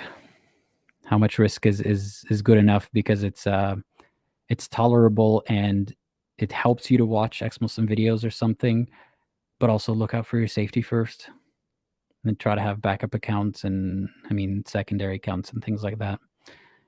And I really hope no harms befall this woman, and I hope that she gets out of the situation she's in. And I hope that someday we stop empowering this disgusting side of the religion. A lot of Muslims don't go through any of this, and they don't think about it, and it's just not part of their lives. But it doesn't mean that this is not real Islam. It doesn't mean that this isn't a mainstream problem. All right. This person says, I didn't respond to your community post since you asked for responses from women, but it's worth bearing in mind that even among ex-Christian atheist social media, there are way more men than women. I think men just enjoy arguing about these things more. The only area where I see lots of women arguing is explicitly feminist or far left progressive places, which often target women in particular, since heterosexual men are classified as part of some oppressor class. So the reason why I put this here, even though it's a man saying it, is because they may have a little bit of a point that men can be more argumentative and more confrontational, and that could be a factor, or that does contribute to a certain extent. But I am pretty sure the numbers are way skewed in terms of like ex-Muslim spaces compared to ex-Christian spaces. And they touch on the point here, explicitly in feminist or far left progressive places, whatever that means. So they're more vocal in places where their issues matter, right? They're more vocal where they're heard, where they're discussing with each other, where men don't belong as much. And that's why they can be pretty hostile. I mean, I'm making a generalization here, but that's why if you see some kind of hostile, over like exaggerated, undeserved kind of attitude towards men, just trying to participate in those spaces, is because often the participation isn't positive, or they're tired of, they've been pushed out of the other spaces. Every space is a man's space, kind of. So it makes sense that they'd be more comfortable in spaces where they're specifically discussing their issues. So that's why we need to bring their issues to our spaces, so it's, for everyone to discuss, but also to give them space to have these discussions. Like if women are talking about how Islam is not fair to them, don't be that annoying brother who was like, sister, Islam is equality. Sister, Prophet Muhammad's wife was a merchant. Like, shut up. Just shut up. Like, what do you know? You can't even, it's not just that you can't relate to a woman's life, you cannot begin to empathize. You don't take a moment to pause and think, let me hear what she's saying. What she's saying has actually happened to her. Let me think about it first before spouting whatever it is about Islam and the Prophet and this idealized image of the Prophet. Especially if in the next breath you're going to talk about why concubinage was okay. Like you're talking to a woman who can more closely imagine herself in that position. Like let me phrase it differently. If I talk about concubinage, for example, I'm guilty of that too. To me, it's just I'm not experiencing the horror of the possibility of being in her shoes. Because what is my role as a male in any of those scenarios? I mean, there's someone buying the concubine or fighting, or like I'm not the one being taken that way. I could be taken as a slave, but at least I won't be violated. And so it's not that I don't care. It just doesn't sit in my mind for a while as a possibility that's something I can go through. And a lot of people, they don't have enough empathy, or at least enough time to think, or I don't know what the word is, that they need to be invested personally to start to empathize or sympathize. I always confuse those words. I think they can't sympathize, they have to empathize. And if If they don't have personal experience with it, they don't empathize. So I try to linger on these thoughts more. Imagine if you were in her shoes. And the weird thing is, I'm guilty of this. I'm guilty of this. Now that I think about it, I've never phrased it that way. Whenever I was talking to someone like Adil, Adban, or anybody else, I would, when we're talking about this topic, I would say, how would you feel if that was your mom who was taken, or your sister, right? Because it's ingrained in me in Arab or Muslim culture, whatever you want to call it, where like "أترضاه لأختك," would you like it for your mother or your sister? When we're talking about some other topic, would you want your mother to be walking out and like half naked or whatever it may be? But in this case, I'm trying to get them to think like the next best option is think about someone you care about, a woman that you care about being in that position. Because I highly doubt that someone like that apologist or another would be able to put themselves in the position of the woman being taken as a slave. So the next closest thing is, what if it was someone you care about, your wife, your because if you're not aware, Prophet Muhammad explicitly like changed things to the worse in this case. So concubinage is bad. We all know that, except a lot of Muslims, they don't know that. But there was a case, and I spoke about this in my previous stream, where the Sahaba, after winning whatever battle and taking the women, I think it was Sabaya Autas. Autas was the name of that tribe. The Sahaba asked the Prophet, we kind of feel weird, or we don't want to get with them like in bed because they have husbands, polytheist husbands. And the Prophet said, no, well, that's not valid anymore. You can have them. Muhammad did that. So can you imagine, like, put yourself in that position where, like, if you can't put yourself in the position of the woman, put yourself in the position of her husband, right? Because that's something that men love doing in Islam, is this ghira, this jealousy, this honor culture, whatever. Would you like it if your wife was taken away from you because the other side thinks their book is holy and they actually have the actual truth? I mean, that's what they believe, right? And the polytheists probably believe what they believe. So that's the closest you can get one of those people to think about it. But if you can push further, put yourself in the position of that woman. So till we start thinking a little bit more as what would the woman have felt, I don't know if women are going to feel as safe in these spaces, because we're still talking about it from a man's perspective. Like, let me give you another example. When you were a child, do you remember what your life was like at 6 years old? I don't have a great memory in general, but thinking back at it, it was probably just like running around, homework sometimes, or whatever coloring book I was in. I don't even know if I had homework at 6, maybe at 7 or something. It's just very basic childish stuff. Can you imagine if at that age one of your uncles was like, "Hey, I'm gonna hang out with you now." What are you gonna say? You're gonna be like, "Okay," right? Because what are you gonna say? You're a child. And then if you keep hanging out with with that person for 3 years, with your uncle, someone that you trusted, someone that was brought in the family, friend of a friend, friend of the family, whoever, you hang out with them for 3 years, is there gonna be a reason to, like, not wanna hang out with them more? That's how they phrase grooming. They don't realize, put yourself in that position, you're a child. And they say Aisha could have objected to the marriage. Objected what? She's 9 years old. She doesn't know what any of this means. She just knows her parents think it's a good thing, and this guy seems trustworthy. He's been around. I don't even know what a marriage is, but I guess I'm married. Put yourself in the position of the woman. Just maybe then you can start to understand.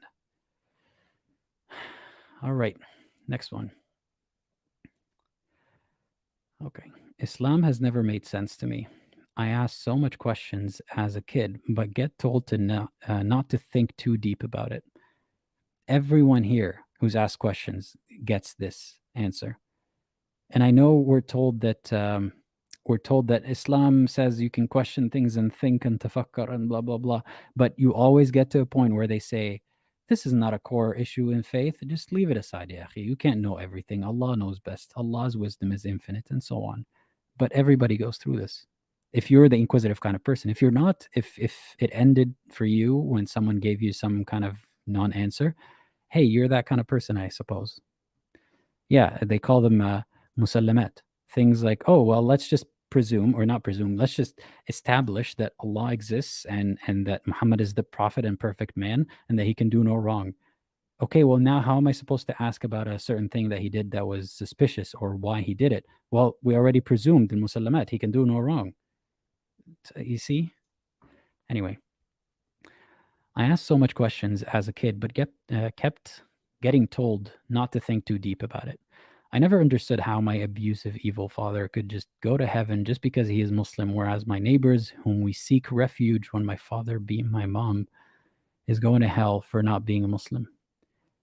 It's a shame I can't tell my mom the truth that I don't believe in Islam, even though Islamic misogyny has been the cause of misery in her life and her kids. I give my husband a translation of the Quran, but he kept deflecting, avoiding to see the truth, and even stopped reading it. The indoctrination is deep. My husband has a PhD, but still can't face that fact that he's religious. His religion is not true, and wants me to stop reading and researching about Islam. He's not really happy about the person I have become. I am sorry for the wrong. Please don't be sorry. Many thanks for us that can't public come out because we will be disowned. I mean, it's always difficult reading stories of abuse, but it's more difficult realizing that someone else is living this. Like I just have to live it for a brief moment till I go to my next thought and go to the next case or the next answer or whatever it may be. Does anyone have any advice in the comments? All I can think about is you can't control these questions, these thoughts that you're having. And if researching is getting you in trouble, I think that's enough of an answer for now. Like I'm thinking, okay, stop researching if that's going to push you in a more difficult situation. And the reason why we research, or at least the reason why I researched as a Muslim, is to try to find an answer that makes sense so I can retain my faith. And then once it was demonstrated that that's not going to happen, then I was trying to find reassurance that I'm not crazy. And I hope that she's watching this, and I hope that she realizes you're not crazy, and you can put this on hold if it affects your safety. You'll get back to it at some point in the future. I'm not sure how you can handle your husband. I hope that you can find some kind of backup plan. Like I hope that you can find community and support, and or that your husband comes around and has a reasonable discussion with you, or just accepts that your beliefs and his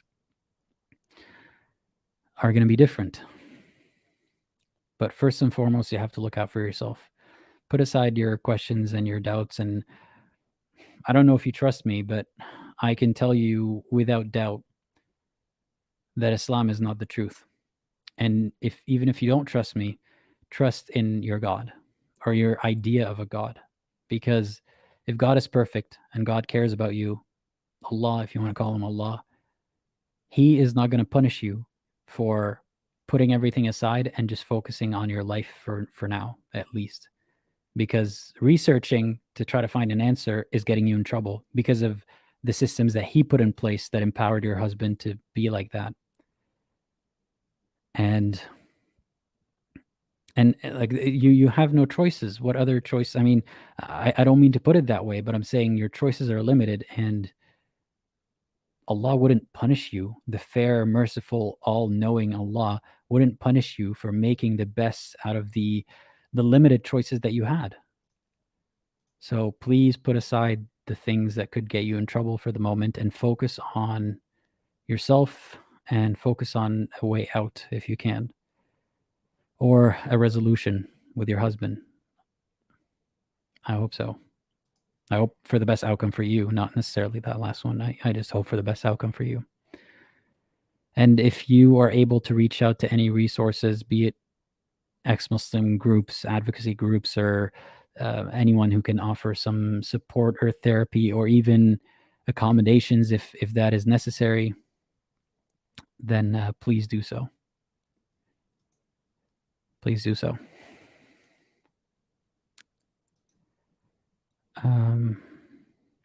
So someone's giving advice here that I'm not sure I agree with. One tip, do as if you still believe, but take steps asking your parents some verses you know are maybe problematic. Take little steps, easy, and be patient. So I think what they're trying to say is,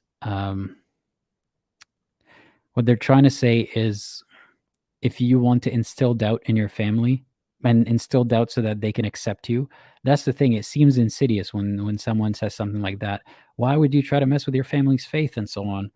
But the reason why someone would want to do that, a valid reason someone would want to do that, is because they want to reach a middle ground with their family. They're usually ex-Muslims are content with their family believing that Allah is out there and praying to Allah does something, and you got to enter your foot, the washroom with the right foot and whatever. I don't care. You do you, as long as you're not harming yourself or anyone else. But usually the friction comes from the other side, from Muslims not liking that you're not following the religion or feeling like you're going to hell. I understand that side as well. It doesn't excuse it, but I understand where it's coming from. So it's natural that you would want your family to join your side, or at least some kind of, not necessarily join your side and be ex-Muslim, but understand where you're coming from. And sometimes this strategy works when they realize you've actually are thinking things through, with them. If you're pretending to go through the steps with them, or that you've already thought things through, then maybe it'll be easier for them to accept you, or at least put the thing to rest and feel like, okay, he seems sincere. Allah's going to guide him if he is sincere, and so on and so forth. So I get where you're coming from, but be careful. Do not start doing this without thinking of the repercussions that may follow. It depends on your family, depends on the kind of dynamic that you have. It depends on how aggressive they can get. Sometimes it's easy to predict, sometimes it's not. And it depends on how desperate you are to reach that middle ground, or to reach that point of equilibrium, or just being accepted, or just going back to your normal life, right? It's not about converting the people around you. It's about just being able to survive and retain the relationships that you have. But be careful with that strategy. It's not just blanket advice to give. And yeah, towards the commenter that I'm reading, this long comment, if you are in a secular country, please try to get some help. There might be more resources there. If you're not, there might still be resources. You'll be surprised. And if anyone knows any resources, please write them down in the comments, not in the live chat, but after the video is over, so they're permanent there. And if a link is not working, is not posting, just put the name of the organization or whatever. And I read something here that Sarah's saying, Muslim women are brainwashed to believe their suffering and abuse is a test. It's terrible because that means the test is just enduring whatever your husband does as if he's God. Oh, several things I want to say about that. So I've already commented on the use of the word brainwashed. I'm not sure where I stand on that, because it makes it seem as if they have no agency anymore. Like their brain has been washed, then it's like it's a hopeless cause. They have been conditioned, yes. They have been indoctrinated. They have been taught from a young age, or even at an older age. There's a lot more. Like if you watch, there's a lot of documentaries that I need to dig deeper into this topic at some point, about cults and high control groups. And when you see how anyone can end up in a cult, like smart, intelligent people, and it doesn't have to be a religious cult about mythical stuff either. It can just be it could be just spiritual. It could be something else that has to do there are a lot, like some MLMs are kind of cults. People fall into these structures, these organized societies, even if they're intelligent. So it's hard to fault them for it, really, and I don't want to paint it as if they're weak and that's why they got to the position they're in. But however they got there, because of the way that they were brought up, or because of the influence that got them there, you're right. They do feel like they have to endure suffering. Like there's this let me give you an example, just a simple example. Woman has rights, right? As they always say in Islam. What would the husband do if he wants to marry a second wife? A lot of opinions say he doesn't even need the opinion of the or the permission of the first wife. or the second or the third, and so on. As long as he can be fair to them, as they put it, as long as he can support them monetarily and spend enough time with them, then it's fine. Whatever, putting that aside.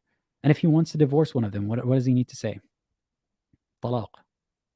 Anti talaq. That's it. And if you say it 3 times, there's a whole other system. It's like more permanent and so on. But that's all he needs. What does she need if she wants to get divorced from him? She needs to go to a judge and present her case. Why do you want to leave your husband? Why isn't he a good husband? What if she doesn't love him anymore? What if it's because he's annoying, because she's never lived with him and she realized how much of a dirty pig he is to live with? What if it's because he snores too loud and she literally can't sleep and he doesn't have that many redeeming qualities because, again, she hasn't formed a relationship with him before meeting him? No, she's pressured into staying and working on the relationship. And sometimes, yeah, the relationship with a little work or a lot of work could work, can be functional. But more often than not, that deficit in the relationship she's bearing. Because first of all, she has no choice, or it's very, very difficult to get out of the marriage. And secondly, because she's told by even the women around her, by her own mother, by people in her community, by the judge, that, Allah doesn't like divorce. It's not good to keep the family together, especially if they have kids or something. And this is present in other communities as well, other religious communities, in Christian communities and Jewish communities. So, but it is very, very common in Muslim communities. I remember there was this one segment of a TV show. I think it was in Saudi Arabia. And before you say Saudi is not real Islam, it doesn't matter. It is, and there's a lot of people living there, so their experiences are real. This woman called in. There were like 2 sheikhs or 2 or 3 sheikhs or something like that. And she called in to ask, like, my husband has married a younger woman and a second or maybe third wife, and he's not as interested in me anymore. And I feel like kind of left. And even according to the whatever stupid Islamic standards that he's not treating her fairly, the sheikh was like, well, like, he needs like someone kind of like refreshing and like playful and stuff. And have you been like taking care of your looks? Like, have you been wearing makeup for him? Have you? And she's like, I just want a divorce. Can I get a divorce? And he's saying, no, it's best for you to stay. So be it because of the specific laws explicitly saying things, or because of the inferences around them, or because of the culture that grew around that religion, or because of simply just having all the right conditions, all the right components to result in misogyny being so easy and accessible and default, it is the fault of Islam. And unfortunately, a lot of women have to endure that. So, yeah. Thank you, Zagros, for the super chat. Rachel says, feeling crazy due to your own lived experience is so hard. When you hear the same input from others again and again, you eventually start to repeat yourself and even believe it. Fake turns fact. Yeah. Someone's asking, how can I have a private conversation with you? I'm sorry, but I don't know if I have the time to do so because I do get a lot of messages, but feel free to DM me on Instagram or Twitter. I might be able to get to your message. All right, let's scroll through some comments. Yeah. Hey, Noon, I see you in the comments. Muslim women have a lot in common with North Korean defectors. They are raised in a blackout of information. They are trying to never question ideas. They can't imagine freedom or equality. Well, one thing I want to say about that, be careful not to paint it that generally, with a broad enough brush, because you're going to meet a lot of Muslim women who are empowered, who wear the hijab and work, and sometimes it's kind of a curse because I thought it was their right to just not work and get provided for, but unfortunately in this world people have to work, and also they want fulfillment in a career and so on, so it's not a bad thing. But you meet an example like that, right? A woman who's not oppressed, especially if the way that her family or her partner or she adheres to Islam is pretty lax. And that'll be used as an example of like, see, hijabis are not oppressed, or women are not oppressed in Islam. So you can't say all Muslim women are like North Korean defectors, but we see those cases a lot more common in Muslim women than a lot of other communities. And they're usually not talked about, and the statistics are either just not collected at all. There's so much death from these honor killings and so on, and harm and beatings that are just swept under the rug as like cause for death other. There you can't get statistics on things like apostasy or wanting to leave your husband or things like that without fearing that this will come back to bite you. Like, you've seen the paranoia in the comments that I'm citing today. This paranoia is real for a real reason, because they're living through this. So yeah, people think it's such a crazy comparison to make, a North Korean defector and a Muslim woman. It's not a crazy comparison, but it's also not all Muslim women. All right, next comment. Someone's saying, "Oh, I never thought of interacting with my content.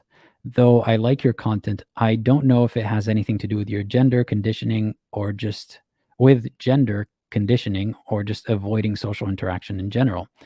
I said, "You don't have to. I also saw it in my channel statistics that there's fewer women than men. So it's not just about commenting."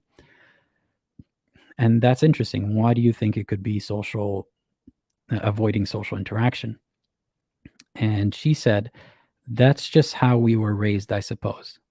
Remember what I said earlier about the woman's silence is her consent? This is the kind of culture that it cultivates, right? The whole, like, a woman has to be shy and like quiet and reserved. And if a woman is, for example, if let me pose it to you, if you're a Muslim or ex-Muslim and familiar with these dynamics, if a girl is friendly with a bunch of different girls and guys in a social setting, right? Like, not overly affectionate or touchy, just in general, just friendly with a bunch of different people, is she not viewed negatively? If a guy's friendly with a bunch of different people, boys or girls, he's viewed as some kind of like social a wizard, or like he's a cool guy. That's why he's just he's just popular. That's all. But if a girl's doing it, it seems like it's a deficiency in her morals and her hayat, her modesty and things like that. Yeah. Wait, I do want to address this because I found this interesting. I think I saw your comment somewhere else. Can you take off the video about the cat, women, and Jannah, please? I want to subscribe, please.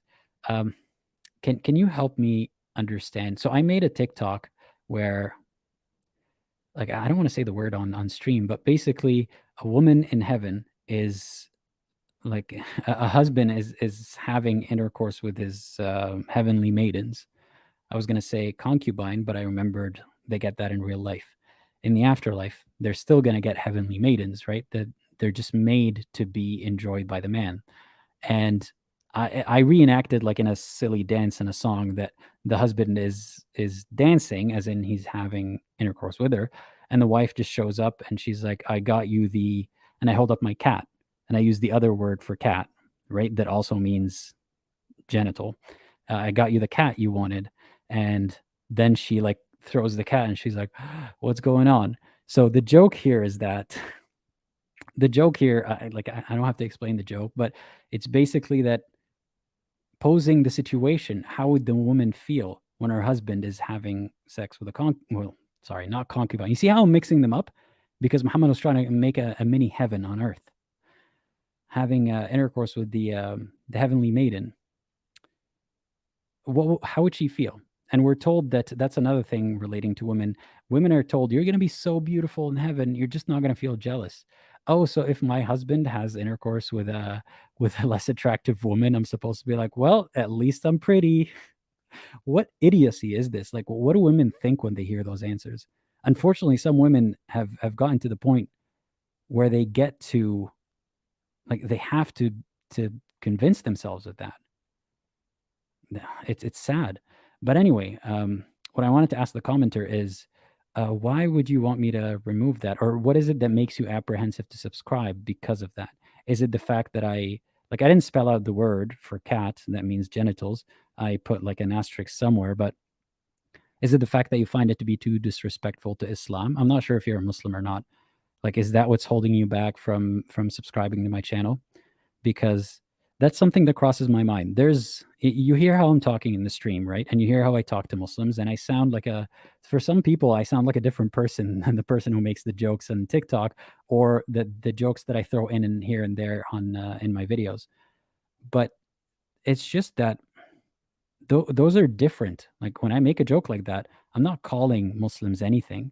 I'm not calling them names. I'm not even mocking Muslims. I'm not saying, look at how silly and superstitious and dumb they are. None of that. It's just a video to pose a situation that is funny or tragic, but I'm making it funny. And you're supposed to take a moment and laugh. And then you're like, wait, why am I laughing? This situation is actually happening. And how am I going to react when that happens? So the intention of that isn't like blasphemy is important and it's useful. So I want to know, dear commenter, how does that stop you from, what I was saying? Sometimes I worry that that's a little bit of a barrier. Like if someone comes across one of those videos and feels like, no, he seems like such a disrespectful, silly person, I don't want to follow. But I think the benefit outweighs that. Like if a few people feel that way, they may come back again. They may come across a more reserved video of mine that's not really about the jokes. But if they don't, then it is what it is. It's kind of like an opportunity cost, like it is what it is. But the commenter said, I'm an ex-Muslim, but I find the dance itself so... I'm sorry if the dance is offensive. I wasn't doing any like anything too explicit or anything, but yeah. And I just want to ask if you subscribe, are you worried that someone's going to go through your subscriptions and notice that you followed the channel that has that dance or something? If it's just for you, then what does it matter if it's a private video or a public video? Anyway, I'll get back to the comment here.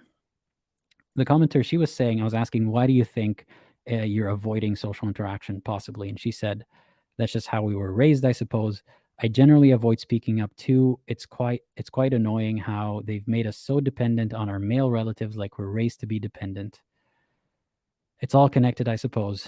Yep, light bulb moment is going on right here. Sounds silly when I say it like this. It does not. It does not sound silly. You see how she's doubting herself while she's telling me her perspective, and she's doubting herself. And that's not a deficiency from her. It's how she was conditioned. It sounds silly when I say it like this. No, it doesn't. But I don't think I would indulge in discussions. It sounds scary and not for us. No, it may be scary right now, but it's it is for you. Discussions can be for you. Damn, the conditioning is strong. You see, even when she has self-awareness and she knows that she shouldn't be feeling that way, you're not always in control of your emotions, but it takes time. And dear commenter, you're going to get there eventually. Don't throw yourself into the fire, trial by fire, and just throw yourself into arguments and discussions and stuff. You don't have to at all, but just hopefully slowly build up the confidence to be yourself, whatever that looks like, so that you don't feel like you're silenced or dependent on your male relative to, open the door for the pizza or something, because, that's how it works in a lot of these Muslim communities. Some people are pretty lax about it, and the girl is just not supposed to interact with outsiders like that. So anyway, the commenter is saying because the dance is too no, I don't think the dance is too that. Anyway, next comment. Okay, we don't have that many left, so I'll try to kind of rush through them, though I think we're all having an interesting time. I don't want to say a good time because some of these topics are very difficult, but I do enjoy voicing my thoughts about this, and I'm enjoying even more the fact that they get to say it through me. I don't think we are necessarily dissuaded from such discussions. On the contrary, we can give a lot of insight about the... Oh, my bad. Can give a lot of insight. Sorry, everybody. Can give a lot of insight about the impact of Islam on us that men might lack. I agree. One of the reasons might be is danger. Yeah. As an ex-Muslim in general, you are in danger, but even if so, you are a woman. And even though usually Muslims dismiss us ex-Muslims as a whole, women are even more dismissed. Women are monitored by their families and communities, so they can barely reach out and interact. Another thing is that could be a factor in this is Once more, as an ex-Muslim, in general, you might suffer from religious trauma, but for women, it's even more exacerbated. Religious trauma and just trauma from existing as a woman in Islam, the verse and hadiths are enough to haunt you for life. But also, I feel like women's voices are unheard even when they speak. That's my take on it. I think what you're doing is great. The thing that might help is just hosting more women in your podcasts and just giving a platform for women to speak, especially on issues that affects them. I have been doing that, and I'll definitely continue doing that. Thank you, commenter, for sharing. This one I'll leave till the end. It's not about a woman, but I just came across it. I'm becoming less interactive out of anxiety. I think we were all just trained to fear men. I've had plenty ex-Muslim men in my DMs, and it always freaks me out and leads me to blocking them. I'm always afraid they're spies or just triggers my anxiety.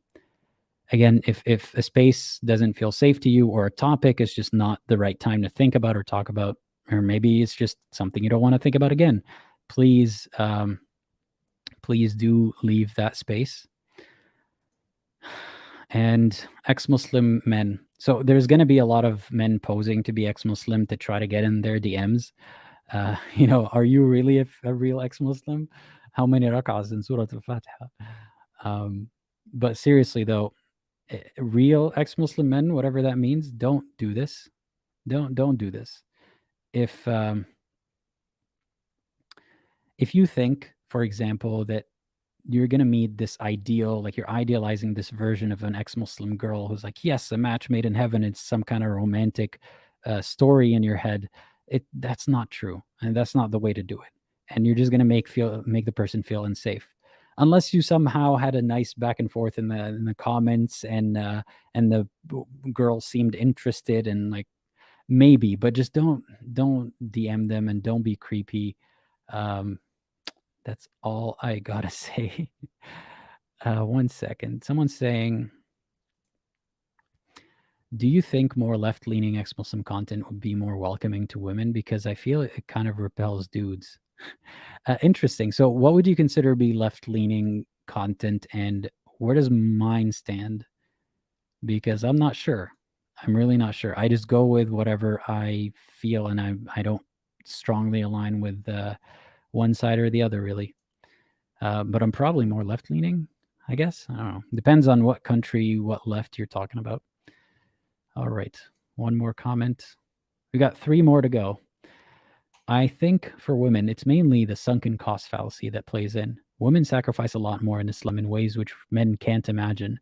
Your way of dressing is commanded by religion, and chances are hijab integrates. This may be a real word. I'm just not good at reading.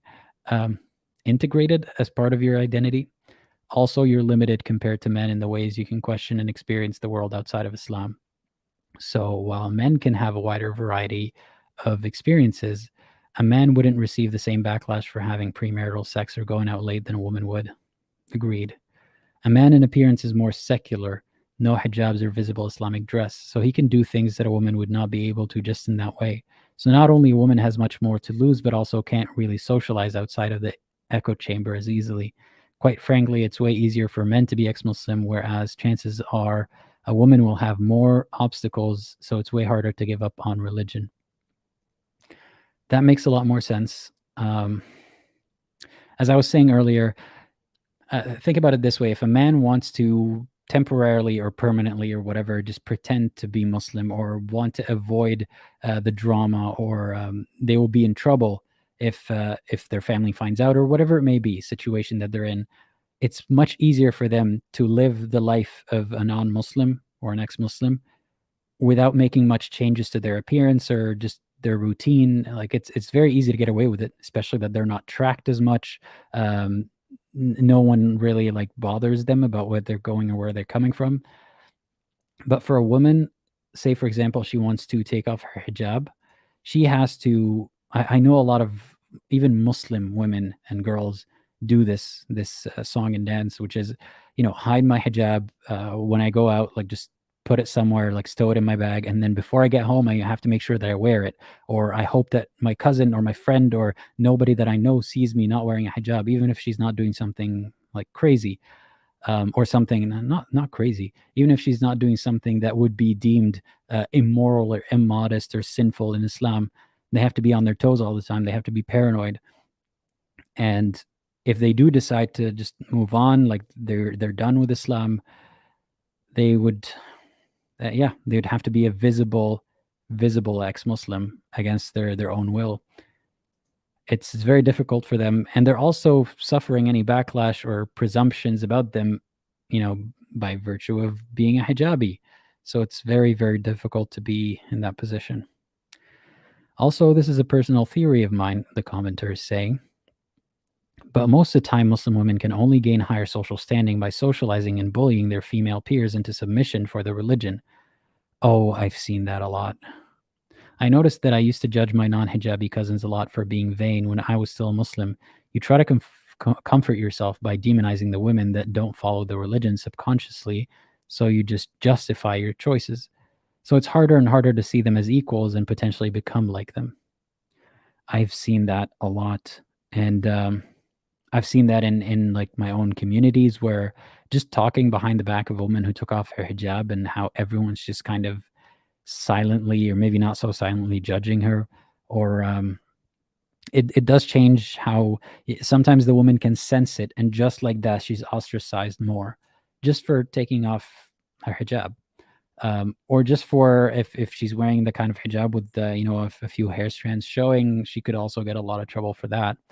I personally, like, here's one anecdote. I don't remember what the other one was supposed to be now, but I remember saying, like, a lot of Arab guys, I wasn't going on Twitter or like publicly and making it a thing, but I remember telling a friend of mine, if a woman wants to wear a hijab, just wear it. Don't half wear it, Like, don't have some hair showing. Just wear the hijab.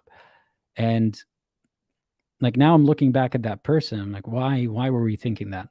Why did it bother you? Because there was a little bit of irritation coming from me. And that irritation came from, why are you disrespecting God's rule? Or why are you disrespecting the symbol of the hijab? Or you see your sisters are wearing the hijab properly. Like, why are you trying to get the why are you trying to belong with them and get the virtue of being with them when you're not? And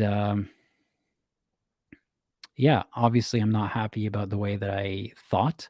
Thankfully, I didn't do much damage because I didn't vocalize those thoughts to women or in any spaces where it was kind of an echo chamber, where it empowered other men to think the same way. But I can relate to that.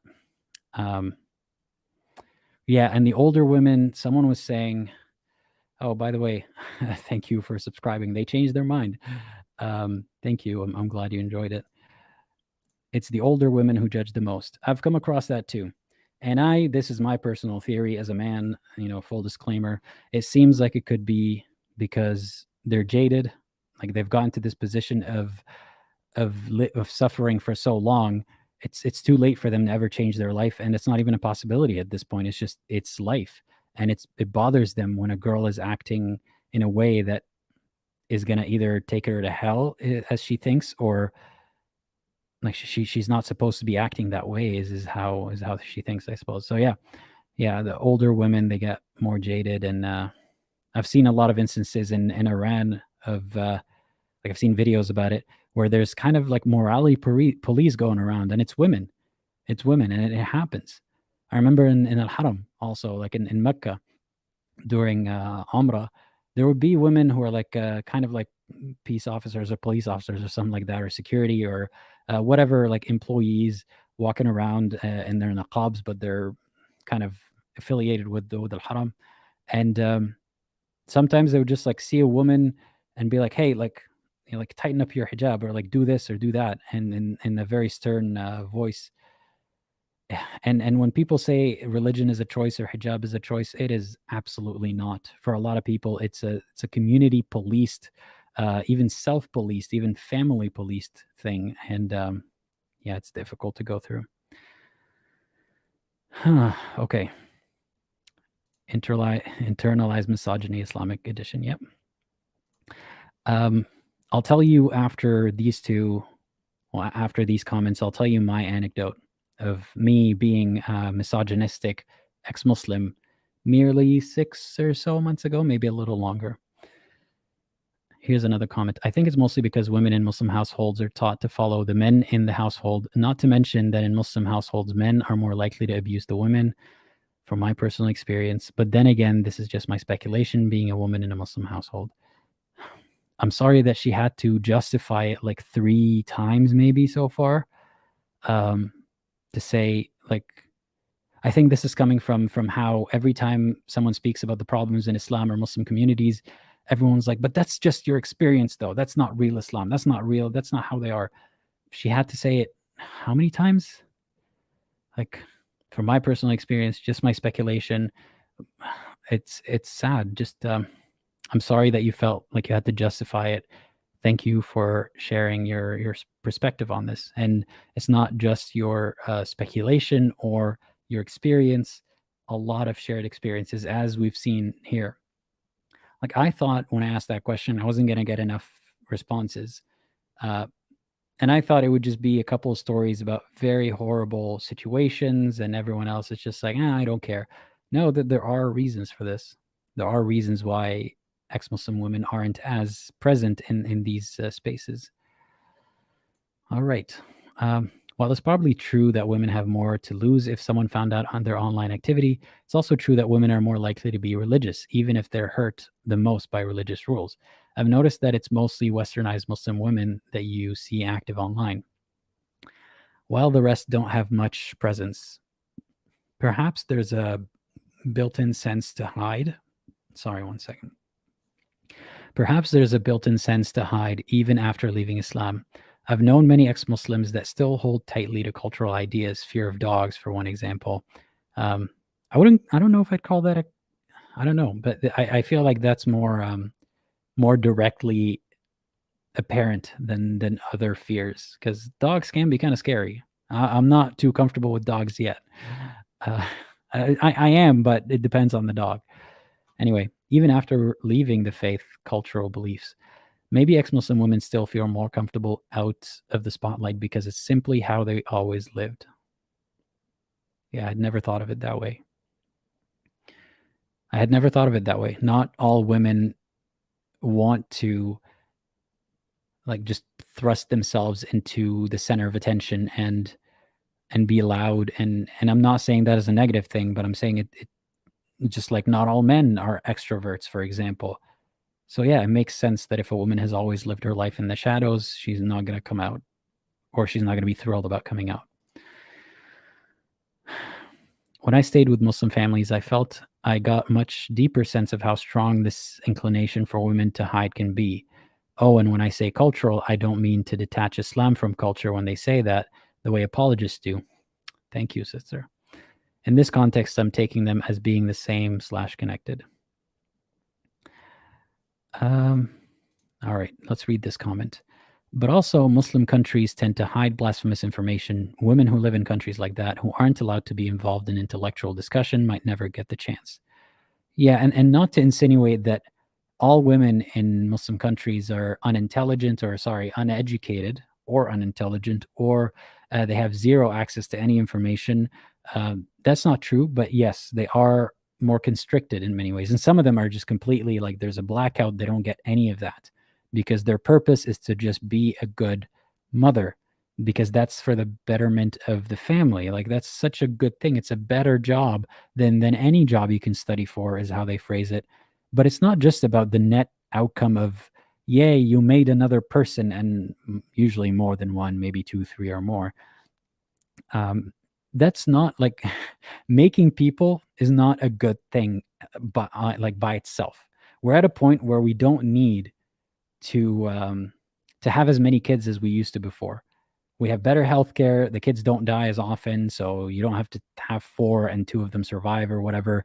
And it happens more in like countries with lower education and lower no sex ed, or where they think contraception is illegal or haram or immoral, or because they think that the kids are kind of like an insurance policy, whatever the reason may be. But it is seen as a virtue, like a life is a good thing.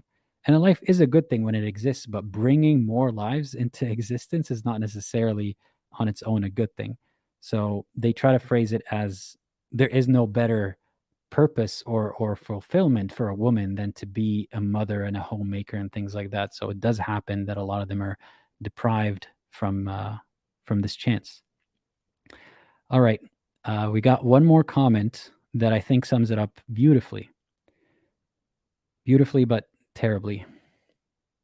This was the last comment that I came across when I was scrolling through, trying to capture these for the video, and honestly, I teared up when I read it because everyone's written a lot of lines, and they all like thank you all for everything that you contributed.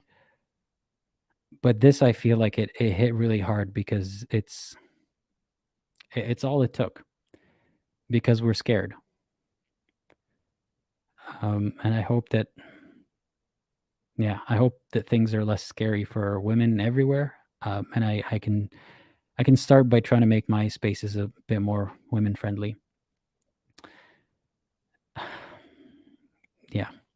Well, to end this on a funnier note, I still want to tell you about my misogyny. My I probably still have residual misogyny, right? It's good to acknowledge, just like everyone's a little racist. It's good to acknowledge it. It doesn't excuse it, but it just means you're self-aware and you hopefully will try to curb it.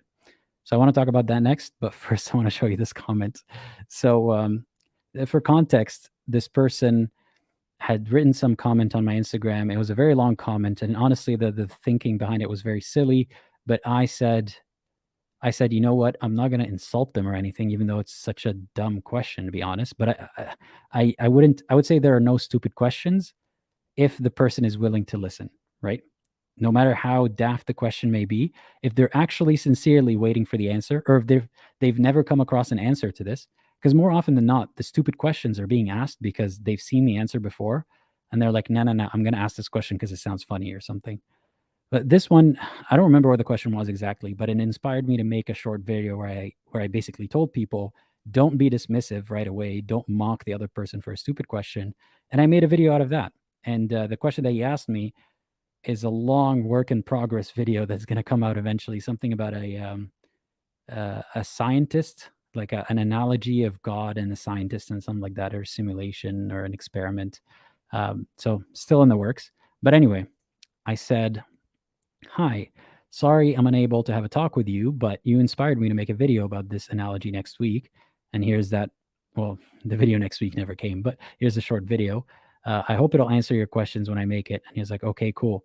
And then later he was like, and why doesn't your bestie Infidel Noodle reply to my text? As if Infidel Noodle and I are texting, hey, did you get that text from that guy? Yeah, I did. What do I do?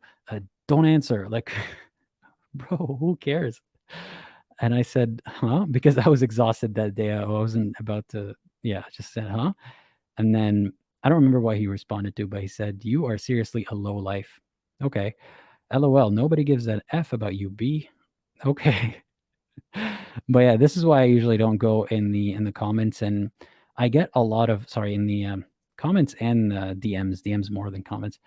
And also because people so easily Photoshop stuff, and people have been trying to pin weird conversations on me. But what I wanted to say is, I get a lot of requests from people who say, hey, can I just explain this one thing to you, brother? I don't know why I keep saying brother with an R, like rolling the R. Brother, I just need to explain this one thing to you, or brother, I have an answer. And I used to entertain those a little bit, especially before I had a following. I was like, okay, let me try to understand where they're coming from. But now it's become kind of monotone. Like I've heard it all before, and I know where this person's coming from. Like someone with that kind of introduction, even if they're nice. Like some of them are nice, some of them are not. So I just want to let you know, if you're someone who keeps trying to reach out to me, it's probably not going to happen that I'm going to have a short conversation with you about a topic that I'm already making videos about. Like I've come across your point of view. And if you're kind of like this, you're not worth the time. Anyway, before I end the stream, I want to tell you, I want to own up to it.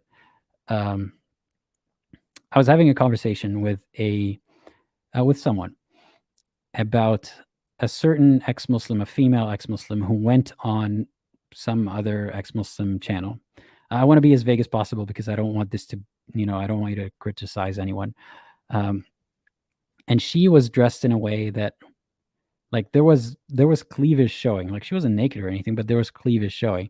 And I was thinking to myself, and I told that friend of mine, I was like, okay, like, did she really have to, like, go out, like, wearing a crop top for this interview? Like, this is exactly what Muslims are going to keep pointing at, and they're going to be like, look, as soon as they leave Islam, they take off their clothes. And I was like, I was thinking about it from that angle, as in, like, why invite the hate is what I was thinking, or why invite the harassment, even though it's not her fault and she's free to dress however she wants. And then I caught myself there. Well, honestly, I don't know if I can give myself credit for that.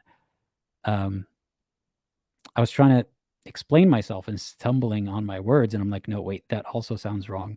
But maybe it's no, wait, that also sounds wrong. And until I eventually realized, well, it sounds wrong because it is wrong. It's not about how you phrase it. She just, like, she's a woman who has breasts, and she wasn't really trying to entice anyone. She's just dressed the way that she would have dressed that day. It's just that we're trying to frame her in this I don't know if you want to call it a stereotype or this mold, and she has to adhere to it. Otherwise, she's giving Muslims a chance to attack her, to attack us. And that's one of the times that I recognized, whatever, like, believers will attack you no matter what, whether it's a big portion or a small portion, depends on who you are and what you're doing. And I was even trying to find the word to describe what she was wearing, and I was like, skimpy. No, that's not the right word.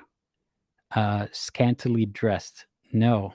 Underdressed. Well, that's contextual, right? Like, what is underdressed? Like, you can't go to work in like a very short skirt and a crop top, but what if it's hot outside and you're going to the beach, or you're just walking around in a very hot country? Yeah, so what? So I realized that the wording that I was using was wrong. That's because I was still in that mindset. So I was just giving this anecdote to demonstrate that not these things don't go away once you leave the environment that you used to be in, or once you leave Islam, or whatever it may be. So don't give yourself too much credit. Don't feel too self-important. Don't congratulate yourself too hard. Don't feel superior to people who are still in that mindset. And maybe it'll help you relate to them a little bit more, not to excuse them, but if you can approach them in a way that they would understand better, like, put yourself in their shoes and try to understand them that way. Sometimes they're unreasonable and there's no point in trying to reason with them, but it always helps to know how the other person thinks. Even if you're not able to or wanting to change their mind, it's kind of an advantage, right? Why wouldn't you want to know how the other person thinks? Worst case, you just walk away having learned something, even if it's you've learned how horrible they are or how dysfunctional their thinking is. It's a piece of information. Sometimes that can be discouraging. The more you learn, the more you're like, ignorance is bliss. But I think you should always try to put yourself in the other person's shoes and own up to your mistakes. And yeah. And what's the last one? What's that thing that I always say every single time? Wait, I can say it right now, but I also kind of want to stall because I didn't find my outro last time. And you know what? I didn't find my outro this time either. So I wonder if I'm going to get to it soon enough. Probably not. So I guess we're just going to have to leave it at that. Unfortunately, no outro. Thank you, everyone, for joining me today. I hope this stream wasn't too heavy of a topic, but if it is, it's necessary to talk about. And in a future stream, I'm going to want to get some ex-Muslim women, maybe maybe Muslim women as well, maybe at the same time. I'm not sure. Give me your thoughts on that in the comments after the stream ends. And yeah, as always, think critically and think for yourself.